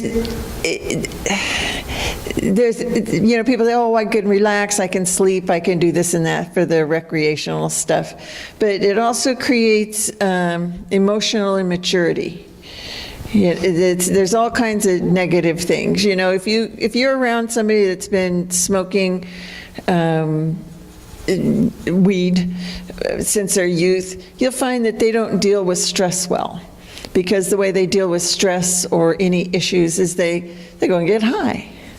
And just like an alcoholic would. So what I'm hearing, and definitely correct me if I'm wrong, but you see this as being, it's a Schedule I drug, and that it should be treated like a drug, and therefore if it has medicinal value, I go to CVS or I go to a pharmacy, and that's the appropriate way to get something with medicinal value. Correct. And I don't have a place I can go get an opiate except for the pharmacy for a medical reason, and that's how it equates to you. And that's kind of, so this question of should we allow opiates to be sold at a store, or, you know, you don't get to have heart medication sold at a store. So the question of having marijuana sold at a store is kind of that equivalent to you. Is that what I'm hearing? Right. You can't, if you need, what is it, Vicodin or whatever it is, you can't go grow poppies in your bedroom. You know, that's against the law to grow the ingredients of opiates. That's against the law. Indoors, outdoor. It's just not allowed. And so because that's not allowed in your community, you see that equivalent as being that cannabis shouldn't be allowed in your community. Correct. That's how I see it, and have seen it that way for years. That's why I oppose it, the retail version and even the medical version. And I do know people that the medicinal part has helped. And I'm aware there's extracts that remove the part where you become high. Right, so breeding to lower the THC or manufacturing to lower the THC. Okay. You know, so I mean, I see that there's benefits, but I think the whole way it's being addressed and handled, and it's all about money. It's all about money. And to me, that's a red flag instead of a welcome flag. Okay. She's raising the red flag, not the green flag. Okay, well, I too think that it should not be, we shouldn't have any retail in our community. I think that it is comparable with liquor stores and what it's going to bring to the community, the people that are going to be hanging out, the people that I watched a show where they showed a store front in Colorado, and it was, what would you do? That show, what would you do? Okay, and so they had some kids asking the adults that were walking into the store to buy them some weed. And a lot of them did say no, man, but if you just look around, there were people hanging out. There were a lot of people hanging out. And, you know, I think maybe one person went and bought the kids some weed. Or was going to. It's like the minor buys for alcohol, kind of a similar model. Yeah, it's the same kind of thing, yeah. So, I don't know, I think that, would you want it next to your business? I mean, I don't want it next to my business. Is that because of the clientele? Because of the clientele. And yeah, I mean, there are business people that smoke weed. There are people that, you know, have back problems that smoke weed. Yeah, I know there's all types of people. There's upstanding citizens that smoke weed. But there's a lot of people that are stuck. You know, they're old hippies, or, you know, they're young hippies. You know, transients, or I mean, That have been affected by the that have drug. been affected by it, and it's going to attract more people to come, especially if it's nice and cheap. Oh yeah, so they can come. All kinds of people will be coming and hanging out, and they don't go by regulations. There's people right now in front that are out in front of my business, and they think, oh, it's legal. Marijuana's legal, so they're out by their car smoking a joint. Okay. Because they don't know all the, they don't care about all the, you can put all these regulations, but who's going to enforce them? And that's an interesting question, right? So certainly if we have a ban, we have trouble funding enforcement. And the question becomes, in order to get revenue, do you allow some to get revenue, and is there a cost beyond? They're hard questions. So that is exactly the question, right? How, if we even had them, how would we afford them? That's difficult. So I want to move on now from dispensaries. Oh, I'm sorry, I'm not moving on because I'm totally getting your comment. I'm sorry, go ahead. My comment was towards Wendy in saying that it should be something that is purchased at a CVS pharmacy. Doctors have said for a long time a glass of wine a night is good for the heart, and it is. No, but you're putting marijuana on a scale of maybe not as high as it should be. As is such a strong opiate. Is it equal to alcohol? I mean, does it have some good? Does it relax you? Can you become a lifestyle? Can you abuse it? Absolutely, but are we talking about it being equal to alcohol? Are we talking about it as in the same, are we giving it the same power as you would give heroin? You think maybe it's somewhere in between? No. Okay. I don't see it as strong as, I think of it as in the same ballpark as alcohol. I see. Okay, I'm sorry, I misunderstood that. Okay. All right, last comment on dispensaries and retail, and then we're going to move to the logistic license types, the logistic businesses. Just to address some of the comments regarding lifestyle choices, regarding personal choice, certainly individuals could choose to utilize legal substances like alcohol, like pharmaceutical drugs, and completely ruin themselves and ruin their own lives and ruin their families' lives. And it's not all about money. Money is a part of it, but it's about providing a compassionate alternative to those substances. I wish some of the veterans that were at some of these previous meetings were here to share their stories. These are guys that have gone overseas, fought, and watched their brothers die to enjoy the freedoms that we enjoy here back home. And these are guys who came home and had pharmaceutical drugs fed to them hand over fist. And these pharmaceutical drugs basically rendered them ineffective and non-functional in their daily lives. They're not able to be the family men that they want to be. They're not able to maintain employment like they want to do. They've turned to cannabis as a compassionate alternative to those harsher substances because it allows them to lead functional lives. So you have drunks that drink themselves stupid and don't do anything with themselves. People that abuse prescription pills and many of them overdose. We're in the worst opioid crisis that we've ever seen in this country. Sure, you have people that smoke cannabis from the time that they're 10 to 90 years old, and maybe they don't do anything with their lives. But that comes down to a personal choice, and it's not on any of us to impose our personal beliefs on the public. These are tough questions. I want to move on to the logistic license types. They have less of an impact, I think, on that personal daily interaction in a community, but they are equally important for us as regulators to ask the question. As we move on from retail and dispensary, those are really important questions, and I think that we had heightened emotions on dispensary and retail than we did on cultivation, because cultivation isn't maybe next door to our business or where we go into Target. And so both cultivation and these logistic license types are a little bit different than dispensaries and retail. And so as you kind of think about the comments that were made on both sides of the aisle, I would love to see some of these comments also put into writing and submitted to the website, because that means that we're getting specific sort of language and fears or specific reasons as to why we think the state legalized it, and therefore, we want that access in our community, because that's how we are going to be able to convey that to the Board of Supervisors members.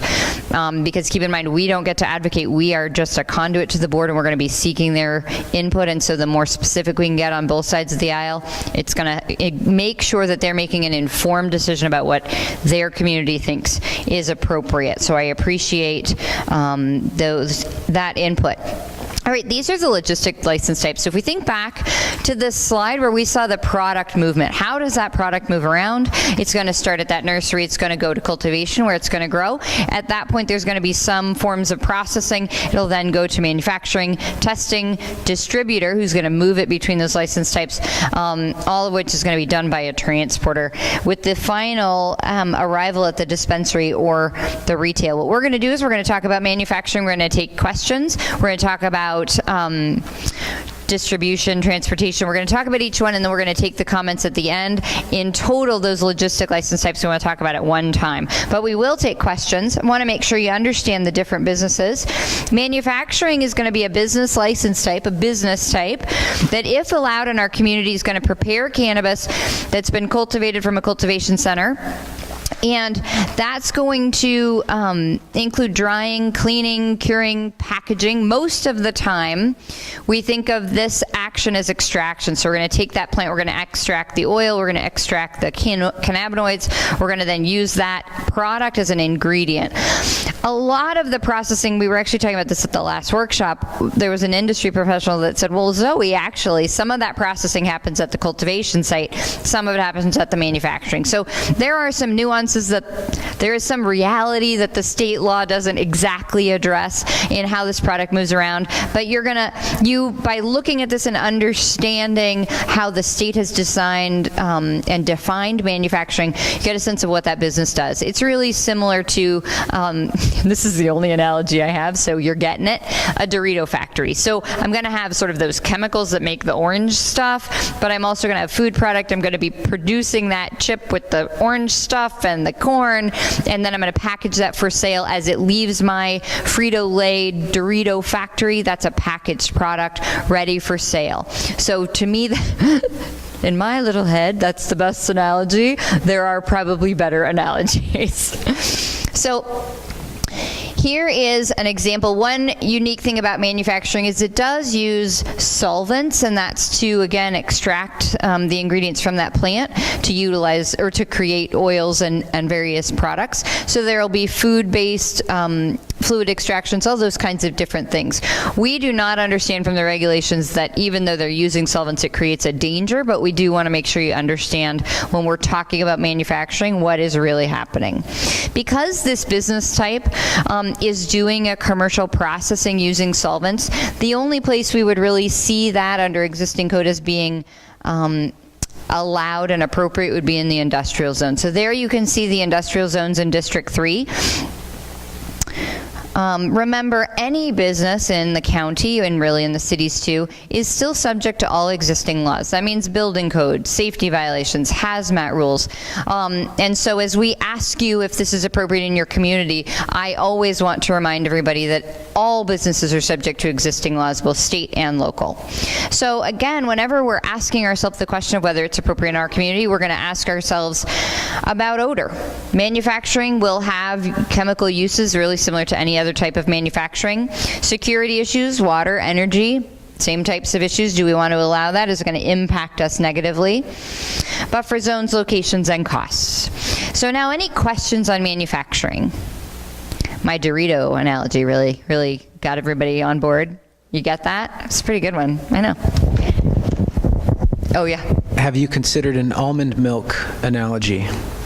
Oh, like Super San Joaquin County-y.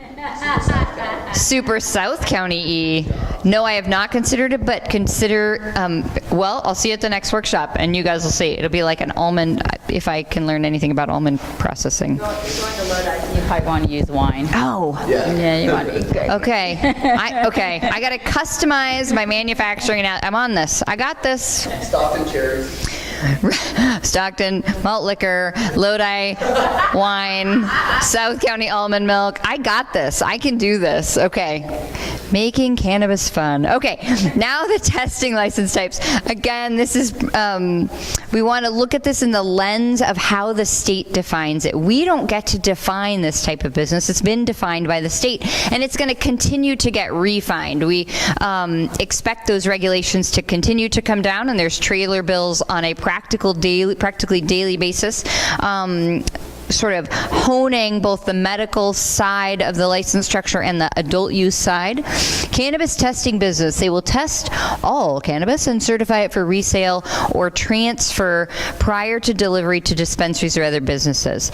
Cannabis is an agricultural product, and therefore, generally speaking, when it's grown, there are pesticides used, and the state law is coming down with pesticides that are appropriate for cannabis. So there is pesticide residue issues. There are fungus issues. All of those that are currently being experienced by medical patients now and have had to address that in the cultivation or in the dispensary collective cooperatives, that's now been put into state law, and so testing is required to look for cannabinoid levels, contaminants, microbiological impurities, and other compounds spelled out in state law. There's a lot of compounds spelled out in state law, I will give you that. Any questions on testing? Again, these are a license type. It would be a business that would probably be where labs are allowed, and it's pretty limited in what it does, and it is a necessary component to move that product around. Any questions? Okay, here comes Amy, our almond grower. If you are not growing it yourself and you're not in a commercial, if people sell it on the black market, it's not tested, right? Correct. This is part of the commercial cannabis market. And in fact, right, in your personal grow, maybe not yours, but if I'm growing my... I'm growing my 6 plants, I can then consume that without it going to any other licensees. That is something that state law allows just me as an over 21, barely over 21, to do. I don't need to go through a commercial. This is just for the commercial market. So that's a good question. You're right. Black market, it's not tested. Personal cultivation, it's not tested. This is just the product that I buy in the dispensary will have to be tested. Because I know Manteca has busted a lot of the illegal in Manteca growing in homes. And so my question was, those people that sell that, it's not tested, so... Those are, you can only, right now, if anybody sells cannabis without going through either collective cooperative model or alternatively a commercially locally approved and then state licensed, it's illicit unless it's an existing permitted dispensary or retail. So yeah, that's an illegal. Who controls that? The sheriff. I mean, it's illegal. So so nobody controls it in the sense of regulating, and that's what the state has attempted to do. The state is saying, we think that's dangerous. And in fact, you know, in Sacramento, because somebody grew it just like that, and other people knew they were growing it and came to take it, crime results, right? And that's what happened in Sacramento. That's exactly what happened. So what the state is saying is we don't want people growing it like that and selling it like that, and instead what we want to do is bring it into a commercial market. That's the problem the state is trying to solve. What we have to ask ourselves is, do we think that's the right solution, and therefore do we want to allow these businesses as the state has defined them to exist in our community? Is that right for us, or are we going to do the Nevada prostitute county model? It's not as good as a Dorito, but it's a pretty good model. Because it is not a drug, because it is against federal law, which is sort of like the elephant in the room, because if Jeff Sessions has his way, there's going to be a lot of changes, so that's a huge, people are ignoring that. But I come from the pharmaceutical world. I was a pharmaceutical sales rep, and the FDA controls everything. There is no FDA in this. Who is going to be testing? What are they testing for? Who's paying for the testing? So the testing licensees, the testing business types are, somebody would I looked at the state market and said, I am able to meet those requirements, those regulations. I'm going to set up a lab that does these things, and I'm going to get certified by the state. There will not be a federal certification, but it will be a state certified lab who has to be inspected by the state and meet all of the state regulations. And those regulations, I will tell you, are incredibly detailed. Now, I'm not saying they are or are not right or federally approved, or that Sessions is going to agree with them, but the way the model is right now, someone would fund this, they would do a capital investment, they would create the business just like any other business, and they would have to meet all of the state regulation rules. We would potentially, if we chose to allow them, we would say, you can exist, we will locally approve this type of business. They would then get their state license and exist in that regulated state world. When we have alcohol, it has a proof. When we have drugs, it's a strength.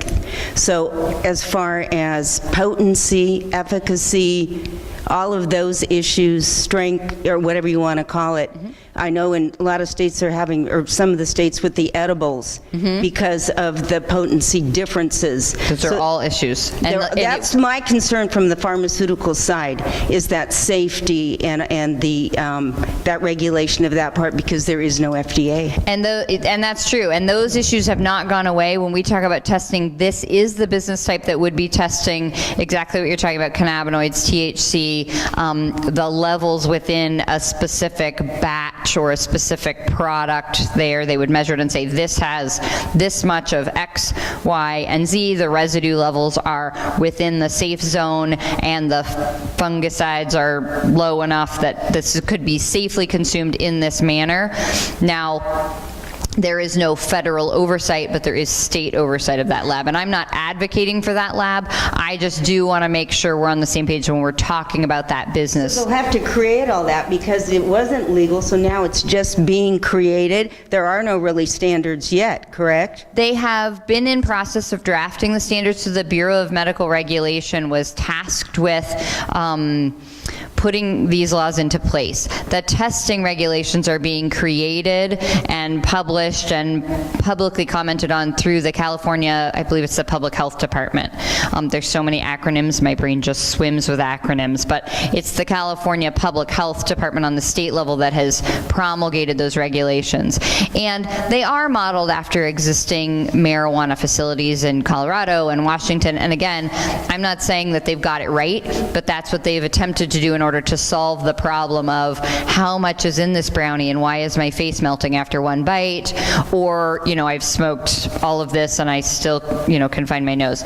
That's what they're attempting to solve. I don't know if they have done that effectively or not, but that's what the business will do, and they will have to meet those very strict state standards. So on our question of this license type, this business, is do we want to allow them to exist? They would be meeting state standards, which is a little different than the question of a dispensary or retail, where we're really looking at some, you know, is the public coming in and coming out? Yeah. Is there, so it's a really different kind of question. Right. But you're right, in the question of cannabis in general, it's been a huge issue. What the heck is in this brownie? I mean, I would put that on a t-shirt. It's been an issue. The state has attempted to solve that by creating this license type. Any other questions on testing? Yes, the wild woman.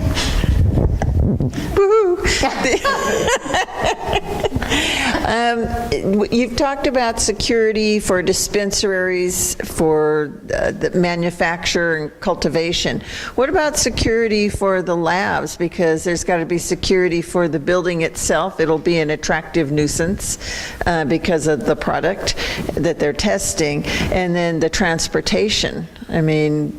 And when we get to the discussion, we're definitely going to, her question is, how have we considered security for testing? The state regulations do have some specifics to address security for these license types, but that would be a local, if we were to approve them, do we feel like because of what is held inside them, we need specific security measures? And certainly that would be a question that we would want to address if we were allowing them. So, again, again, some people have raised this idea a jewelry store protects what's inside the jewelry store, but we also, because we are recognizing it has a unique value on the black market, if we allowed it, would we allow or would we require security as part of its operation? Probably yes. So we'll get to that in comments. Any other questions on testing? I don't have a question on testing, but I do have a comment on security.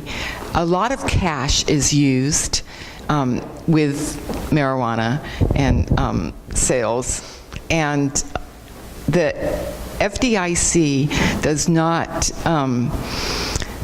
recognize marijuana businesses. Well, they recognize them, but they equate them to a cartel, right? Because it's a Schedule I drug. So they definitely recognize them. They recognize them, but you cannot open a bank account because they're FDIC secured. Correct. If a bank took that money, it wouldn't be insured. So and because because it's a federal thing, and the federal government it's still not legal. So I have a friend who's in banking, and she's concerned about that. With all this cash laying around, and if they can't deposit it into an account, what's going to happen? So that question is interesting because it does cross over all the license types, and it does certainly raise concerns. So it has been dealt with a number of ways.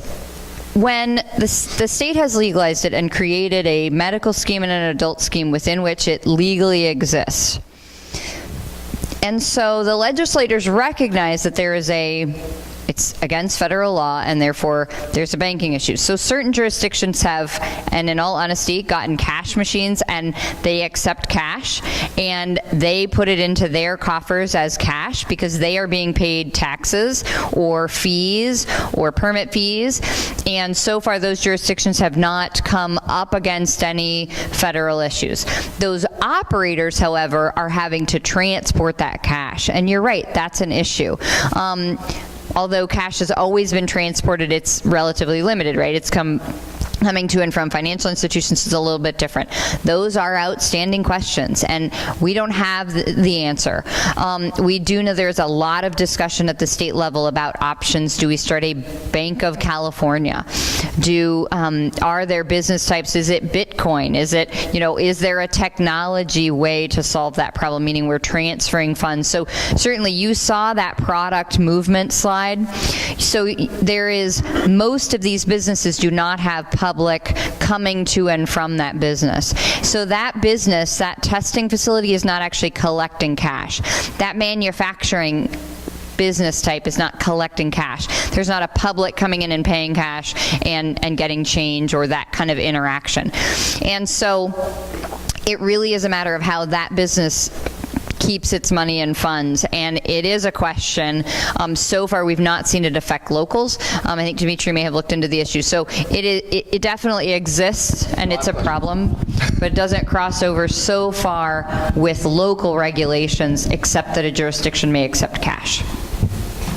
So are you saying that dispensaries in all these other states that are legal, that have legalized marijuana, they're paying their federal taxes in cash?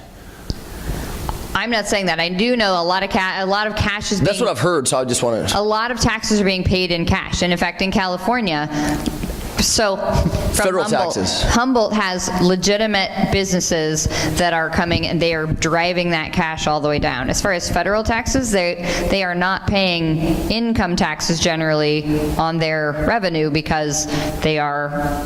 Oh, they're not paying federal income taxes? They're not generally paying federal income taxes. Zach may have a different view, but my understanding is they're not recognizing income.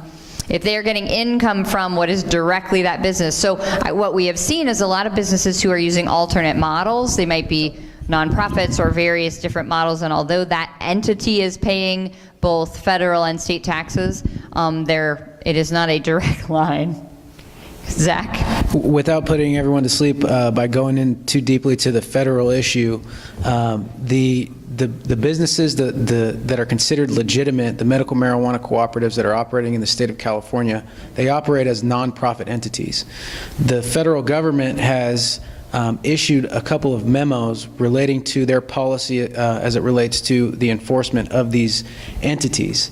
And what basically they've said is, if these entities are in compliance with state law that is operating as truly as nonprofit entities, they're not coming in to crack down and kick in their door. So some of these businesses are actually putting their funds into the bank and paying their federal taxes, but they're operating as nonprofit entities. And you can see how under the new schemes, that now gets clouded and is more difficult. So there are unanswered questions on that. And so some of it's in cash, some of it's in other models. Go ahead. So, you know what's interesting is we had 3 times as many people last week and we were done at like 7:40, but you guys are just like a mighty talkative crowd, which is good. Actually, we have one more. We have distribution and then we are done. So yeah, we are, and it is, oh no, I'm sorry. After distribution, we have personal cultivation regulation. He's turning his mic on. So we'll quickly wrap up. That only takes 5 minutes. Yeah, we're probably looking at another 10 minutes and then we'll be wrapped up. If you do have comments on personal cultivation, definitely visit the website. So distribution is the next logistic license type. And what they do is they are going to hold that product as it moves between different license types. So they were in the center of that product movement. They are most like a warehouse. They're like your Amazon warehouse of cannabis. Any questions on distribution? Again, really similar to a manufacturing or testing facility where the public is not accessing that business. The next is transportation. So transportation is the movement of cannabis between the businesses. So if we allowed X, Y, and Z business, they would have to move their product from between businesses by this type of vehicle, not this exactly. You can see both of these are unmarked, and that's because state law requires that to be unmarked. So you can't say Cannabis R Us and be a big green bus, as fun as that would be. And I think I knew a guy in college who had that bus. Any questions on transportation? Okay. I'm speeding through these because you guys don't really want to hang out with me until 9 is the feeling I'm getting, right? I know. So it's pretty dynamic. Welcome to my world. All right, so these logistic license types are fundamentally different than the dispensaries and the cultivation on at least that sort of public interaction. That doesn't mean they're fundamentally different on the question of cannabis. They are cannabis business types. So do you think we should allow these logistic licenses businesses in our community, manufacturing, testing, distributors, transporters? Again, they are generally unmarked. We generally would see most of those in the industrial zone. We cannot actually ban transport through the county, but we could ban the location of an actual business site. And then second, if we allow them, should we be treating medical and adult use differently? Go ahead. I believe that the county should allow these logistical uses in its jurisdiction. When you look at our location within the state of California in relation to other heavily impacted areas that have chosen to regulate cannabis, outdoor cultivation and indoor cultivation to our north in the Humboldt County area, to the west in the Bay Area, to the east in Calaveras County, all of these large-scale cultivators and manufacturers, we're sitting between them and Los Angeles, where we have about 400 to 500 licensed dispensary operations, and given our location within the state, we could serve as a logistics hub and take a big part in the statewide market that, again, is currently valued at around $4 billion and anticipated to grow to between 9 and 15 billion within the next 5 to 10 years. So you see the logistic license types as being sort of the same reason Amazon located here, that there's a geographical and infrastructure reason to be here to serve those different markets. Any other thoughts on the logistic license types or businesses?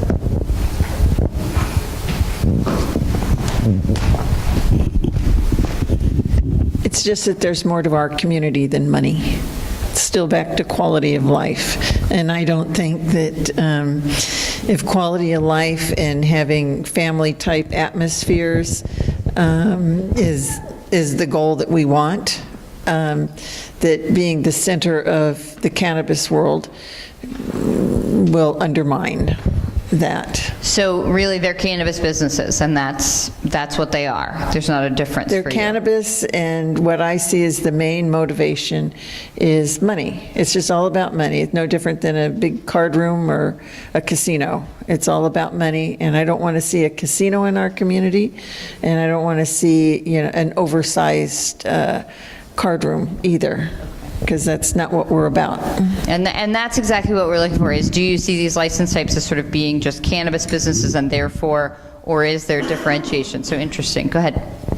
I'd just like to touch on this important note, and respectfully, ma'am, one thing that the local jurisdictions cannot restrict inside their own territory is transportation of cannabis products through that jurisdiction from one to another. So say Sacramento County allows commercial cultivation, and for instance, the city of Merced is allowing dispensaries. San Joaquin County could not take it upon themselves to restrict transportation of cannabis and cannabis products through its jurisdiction, utilizing its freeways, its existing infrastructure to do so. But I think what she's saying is that's different than us articulating approval of a cannabis type business, which is Of us being a hub of the business. okay. So you're right, and I did raise that issue that transport that is maybe located in Sacramento could go through down to Los Angeles and would drive through, but that's different than articulating a local approval of a cannabis business, even of these license types. Okay. Any other comments on these logistic license types? So we have, really on one side, the utilizing our sort of logistics strengths, and on the other side, it's a cannabis business, and that's where it, we don't want to approve those in general. Okay. Any other comments? Okay, so I am finished with commercial cannabis, and now we're going to have Mark talk about personal cannabis cultivation. This will go quickly, but it is really important to the discussion because this is your neighbor. And so you want to know whether you can grow it or your neighbor can grow it, then you need to stick around for 5 more minutes. I know that was a lot of information, so thanks for bearing with us. You can see what we collected. There you go. I'll take this one. All right. Okay. So we have comment cards. If you'd like to fill out to add to your comments, there's a box in the back, or you can leave them on your seat and we'll pick them up. But I'll just distribute a few, since there's only a few of you. If you want to add something, fine. If you don't, that's fine too, and we'll just collect them up.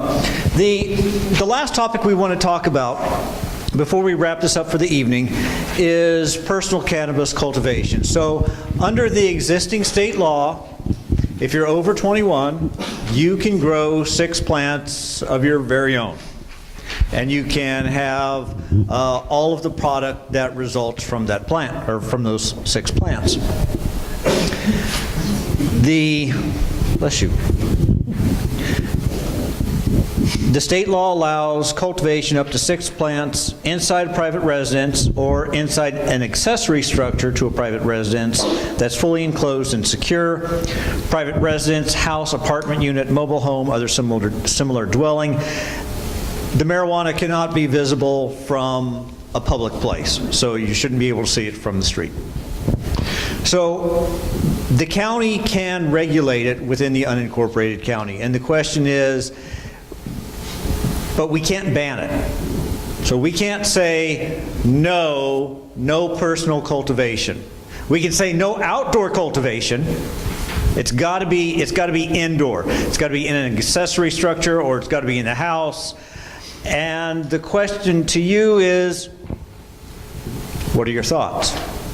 How should, if this is not, this is unlike the commercial where the county can say no. This is, your neighbor can grow 6 plants. So what can we do to limit the impact of your neighbor growing 6 plants on you, or you growing 6 plants on your neighbor? Yes? I would be nervous if my neighbors were growing plants because I would feel I would feel nervous if my neighbors were growing plants because I feel in October people would be jumping and looking for growth to steal. And Okay. come into my backyard to hop over into my neighbor's yard to steal their plants. And so is that concern alleviated if we say it has to be indoors? Yes, I think that, I don't think that people have superpowers to see through walls to know that they're growing, but I mean, you can see it in someone's backyard, and I think that that would bring people in to take it. People will take it. All right, and so is there a difference between saying it has to be in the home versus being in an accessory structure? Just like a shed. I think people could break in a little shed to get it. I don't. Okay. I would be concerned. If my neighbors were growing, I would be concerned of what's going to happen in October when it's time. Okay. And who's going to take it, and are they going to go through me, because I'm little, to get it? Okay. You know. Anyone else? Concerns on how should the county regulate it? Or is it not, because in other meetings we've heard, you know what? It's none of the county's business. And to a certain extent, that may be true, that it's none of the county's business if you're growing 6 plants. But whether you're growing tomatoes or marijuana, if you're using your property in such a way that it infringes on how your neighbors use their property. I've got a stinky pear tree in my backyard. It smells terrible in the spring, right now it smells terrible. If my neighbors complained about my growing stinky pear trees in my backyard, then I'm infringing on how they use their property. It's very similar. So our question is, other than the expressed concern of, well, I think you should grow it inside because of their security issues, are there any other concerns? Well, actually, I don't know if there's anything we can do. What's been explained to me here in Manteca is that there's nothing that we can do. Like if someone grows it in their house, we can't say anything about that. And if they want to stand in their backyard and smoke it, we can't complain because they're in their yard. They're not in a public place. So I don't know if there's anything that we can do. Well, and I'm not sure what we can do on consumption in that sort of environment. We can regulate health and safety. There are certain, building code requirements. If they're going to grow inside, they're not going to be able to run an extension cord to power high voltage lights. So health and safety, regular building code requirements, they would have to be able to follow. Some of the concerns that we've heard in other environments are there's concerns with mold, there's concerns with whether or not the types of pesticides that may be used. And so in that context, we're just asking the question again is, if your neighbor is growing their 6 plants, what are the concerns that you have? It would be hazardous to your property. I mean, people would try to come, if they have it, maybe they would try to break into your house to see if you're growing it. Perhaps, yeah. With security again, Yeah. So the security issue we hear, are there any other concerns aside from the security issues? I don't know. Okay, thank you.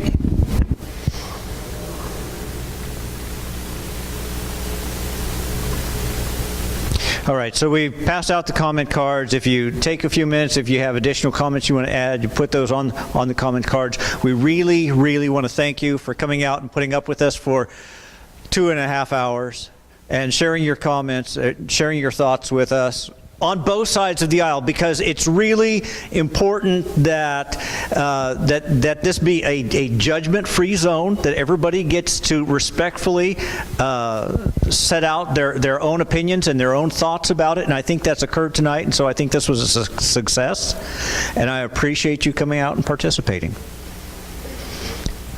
Any other questions for us? All right, thanks for coming out.